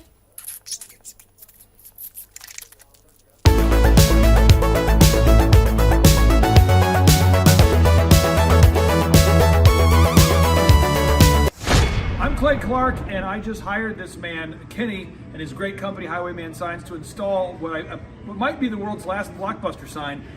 Kenny, where did you find this sign? Coffeyville, Kansas. We got contracted to take down these old Blockbuster signs, and now you're the proud owner of it. Yes, and Kenny, you don't just do signs for men in their 40s who are trying to fill a hole in their soul by installing Blockbuster signs.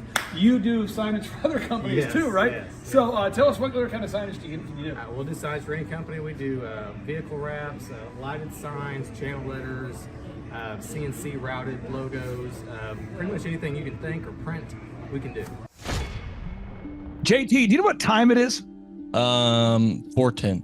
It's Tebow time in Tulsa, Jerusalem, baby. Tim Tebow is coming to Tulsa, Oklahoma. Whoa. During the month of Christmas, December 5th and 6th, 2024, Tim Tebow is coming to Tulsa, Oklahoma in the 2-day interactive Thrivetime Show Business Growth Workshop. Yes, folks, put it in your calendar. This December, the month of Christmas, December 5th and 6th, Tim Tebow is coming to Tulsa, Oklahoma in the Thrivetime Show 2-day interactive business growth workshop. Whoa. We've been doing business conferences here since 2005. I've been hosting business conferences since 2005. What year were you born? 1995. Dude, I've been hosting business conferences since you were 10 years old. And a lot of people, have followed Tim Tebow's football career on the field and off the field. And off the field, the guy's been just as successful as he has been on the field. Now, the big question is, JT, how does he do it? Well, they're going to have to come and find out because I don't know. Well, I'm just saying, Tim Tebow's going to teach us how he organizes his day, how he organizes his life, how he's proactive with his faith, his family, his finances. He's going to walk us through his mindset that he brings into the gym, into business. It is going to be a blasty blast in Tulsa, Jerusalem.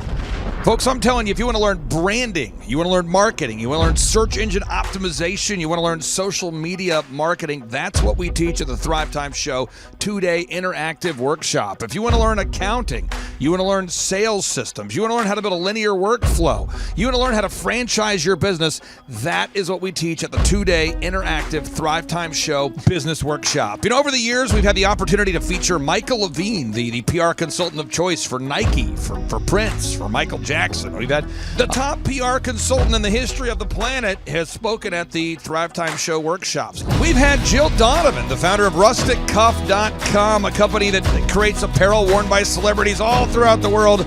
Jill Donovan, the founder of RusticCuff.com, has spoken at the 2-day interactive Thrivetime Show Business Workshops. We have the man who's responsible for turning around Harley Davidson, a man by the name of Ken Schmidt. He has spoken at the Thrivetime Show 2-day interactive business workshops. Folks, I'm telling you, these events are going to teach you what you need to know to start and grow a successful business. And the way we price the events, the way we do these events, is you can pay $250 for a ticket or whatever price that you can afford. What? Yes, we've designed these events to be affordable for you, and we want to see you live and in person at the 2-day interactive December 5th and 6th Thrivetime Show Business Workshop. Everything that you need to succeed will be taught at the 2-day interactive Thrivetime Show Business Workshop, December 5th and 6th in Tulsa, Oklahoma. And the way we do these events is we teach for 30 minutes, and then we open it up for a question and answer session so that wonderful people like you can have your questions answered. Yes, we teach for 30 minutes, and then we open it up for a 15-minute question and answer session. It's interactive. It's 2 days. It's in Tulsa, Oklahoma. We've been doing these events since 2005, and I'm telling you, folks, it's going to blow your mind. Yes, ladies and gentlemen, the Thrivetime Show 2-day interactive business workshop is America's highest rated and most reviewed business workshop. See the thousands of video testimonials from real people just like you who've been able to build multi-million-dollar companies. Watch those testimonials today at thrivetimeshow.com. Simply by clicking on the testimonials button right there at thrivetimeshow.com, you're going to see thousands of people just like you who've been able to go from just surviving to thriving. Whoa. Each and every day, we're going to add more and more speakers to this all-star lineup, but I encourage everybody out there today, get those tickets today. Go to thrivetimeshow.com. Again, that's thrivetimeshow.com. And some people might be saying, well, how do I do it? What do I do? How does it work? You just go to thrivetimeshow.com. Let's go there now. We're feeling the flow. We're going to thrivetimeshow.com. Again, you just go to thrivetimeshow.com. You click on the business conferences button, and you click on the request tickets button right there. The way I do our conferences is we tell people it's $250 to get a ticket. Yep. Or whatever price that you can afford. And the reason why I do that is I grew up without money. JT, you're in the process of building a super successful company. Did you start out with $1 million in the bank account? No, I did not. Nope, did not get any loans, nothing like that. Did not get an inheritance from parents or anything like that. I had to work for it, and I'm super grateful. I came to a business conference. That's actually how I met you, met Peter Taunton. I met all these people. So if you're out there today and you want to come to our workshop, again, you just got to go to thrivetimeshow.com. You might say, well, who's speaking? We already covered that. You might say, where's it going to be? It's going to be in Tulsa, Jerusalem, Oklahoma. And someone says, Tulsa, Jerusalem. I'm really trying to rebrand Tulsa as Tulsa, Jerusalem, sort of like the Jerusalem of America. But if you type in Thrivetime Show and Jinx, you can get a sneak peek or a look at our office facility. This is what it looks like. This is where you're headed. It's going to be a blasty blast. You can look inside, see the facility. We're going to have hundreds of entrepreneurs here. It is going to be packed. Now, for this particular event, folks, the seating is always limited because my facility isn't a limitless convention center. You're coming to my actual home office, and so it's going to be packed. Who? You're going to come. Who? You? I'm talking to you. You can just get your tickets right now at thrivetimeshow.com. And again, you can name your price. We tell people it's $250 or whatever price you can afford. And we do have some select VIP tickets, which gives you an access to meet some of the speakers and those sorts of things. And those tickets are $500. It's a 2-day interactive business workshop, over 20 hours of business training. We're going to give you a copy of my newest book, The Millionaire's Guide to Becoming Sustainably Rich. You're going to leave with a workbook. You're going to leave with everything you need to know to start and grow a super successful company. It's practical, it's actionable, and it's Tebow time right here in Tulsa, Jerusalem. Get those tickets today at thrivetimeshow.com. Again, that's thrivetimeshow.com. Hello, I'm Michael Levine, and I'm talking to you right now from the center of Hollywood, California, where I have represented over the last 35 years 58 Academy Award winners, 34 Grammy Award winners, 43 New York Times bestsellers. I've represented a lot of major stars, and I've worked with a lot of major companies, and I think I've learned a few things about what makes them work and what makes them not work. Now, why would a man living in Hollywood, California, in the beautiful sunny weather of LA, come to Tulsa? Because last year I did it, and it was damn exciting. Clay Clark has put together an exceptional presentation, really life-changing, and I'm looking forward to seeing you then. I'm Michael Levine. I'll see you in Tulsa. Thrivetime Show 2-day interactive business workshops are the world's highest rated and most reviewed business workshops because we teach you what you need to know to grow. You can learn the proven 13-point business systems that Dr. Zellner and I have used over and over to start and grow successful companies. I mean, we get into the specific steps on what you need to do to optimize your website. We're going to teach you how to fix your conversion rate. We're going to teach you how to do a social media marketing campaign that works. How do you raise capital? How do you get a small business loan? We teach you everything you need to know here during a 2-day, 15-hour workshop. It's all here for you. You work every day in your business, but for 2 days you can escape and work on your business and build these proven systems so now you can have a successful company that will produce both the time freedom and the financial freedom that you deserve. You're going to leave energized, motivated, but you're also going to leave empowered. The reason why I've built these workshops is because as an entrepreneur, I always wish that I had this. And because there wasn't anything like this, I would go to these motivational seminars, no money down, real estate, Ponzi scheme, get motivated seminars, and they would never teach me anything. It was like you went there and you paid for the big chocolate Easter bunny, but inside of it, it was a hollow nothingness. And I wanted the knowledge, and they're like, oh, but we'll teach you the knowledge after our next workshop. And the great thing is we have nothing to upsell. At every workshop, we teach you what you need to know. There's no one in the back of the room trying to sell you some next big get-rich-quick, walk-on-hot coals product. It's literally, we teach you the brass tacks, the specific stuff that you need to know to learn how to start and grow a business. And I encourage you to not believe what I'm saying, and I want you to Google the Z66 auto auction. I want you to Google elephant in the room. Look at Robert Zellner and Associates. Look them up and say, are they successful because they're geniuses, or are they successful because they have a proven system? When you do that research, you will discover that the same systems that we use in our own business can be used in your business. Come to Tulsa, book a ticket, and I guarantee you it's going to be the best business workshop ever, and we'll even give you your money back if you don't love it. We've built this facility for you, and we're excited to see you. And now you may be thinking, what does it actually cost to attend an in-person 2-day interactive Thrivetime Show business workshop? Well, good news. The tickets are $250 or whatever price that you can afford. What?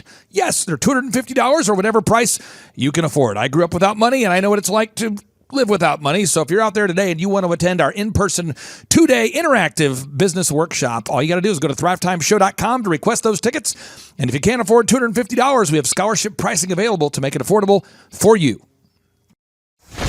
I learned at the Academy, Kings Point in New York. Acta non verba. Watch what a person does, not what they say. Whoa. Good morning, good morning, good morning. Robert Kiyosaki, the Rich Dad Radio Show. Today I'm broadcasting from Phoenix, Arizona, not Scottsdale, Arizona. They're close, but they're completely different worlds. And we have a special guest today. Definition of intelligence is if you agree with me, you're intelligent. And so this gentleman is very intelligent. I've done this show before also, but very seldom do you find somebody who lines up on all counts. And it's a Mr. Clay Clark. He's a friend of a good friend, Eric Trump. But we're also talking about money, bricks, and how screwed up the world can get in a few and a half hour. So Clay Clark is a very intelligent man, and there's so many ways we could take this thing. But I thought, since you and Eric are close, Trump, what were you saying about what Trump can't, what Donald, who's my age, and I can say or cannot say? First of all, I have to honor you, sir. I want to show you what I did to one of your books here. There's a guy by the name of Jeremy Thorne, who was my boss at the time. I was 19 years old, working at Faith Highway. I had a job at Applebee's, Target, and DirecTV. And he said, have you read this book, Rich Dad, Poor Dad? And I said, no. And my father, may he rest in peace, he didn't know these financial principles. So I started reading all of your books and really devouring your books. And I went from being an employee to self-employed, to the business owner, to the investor. And I owe a lot of that to you. And I just wanted to take a moment to tell you, thank you so much for allowing me to achieve success. And then I'll tell you all about Eric Trump. But I just want to tell you, thank you, sir, for changing my life. But not only that, Clay, thank you, but you become an influencer.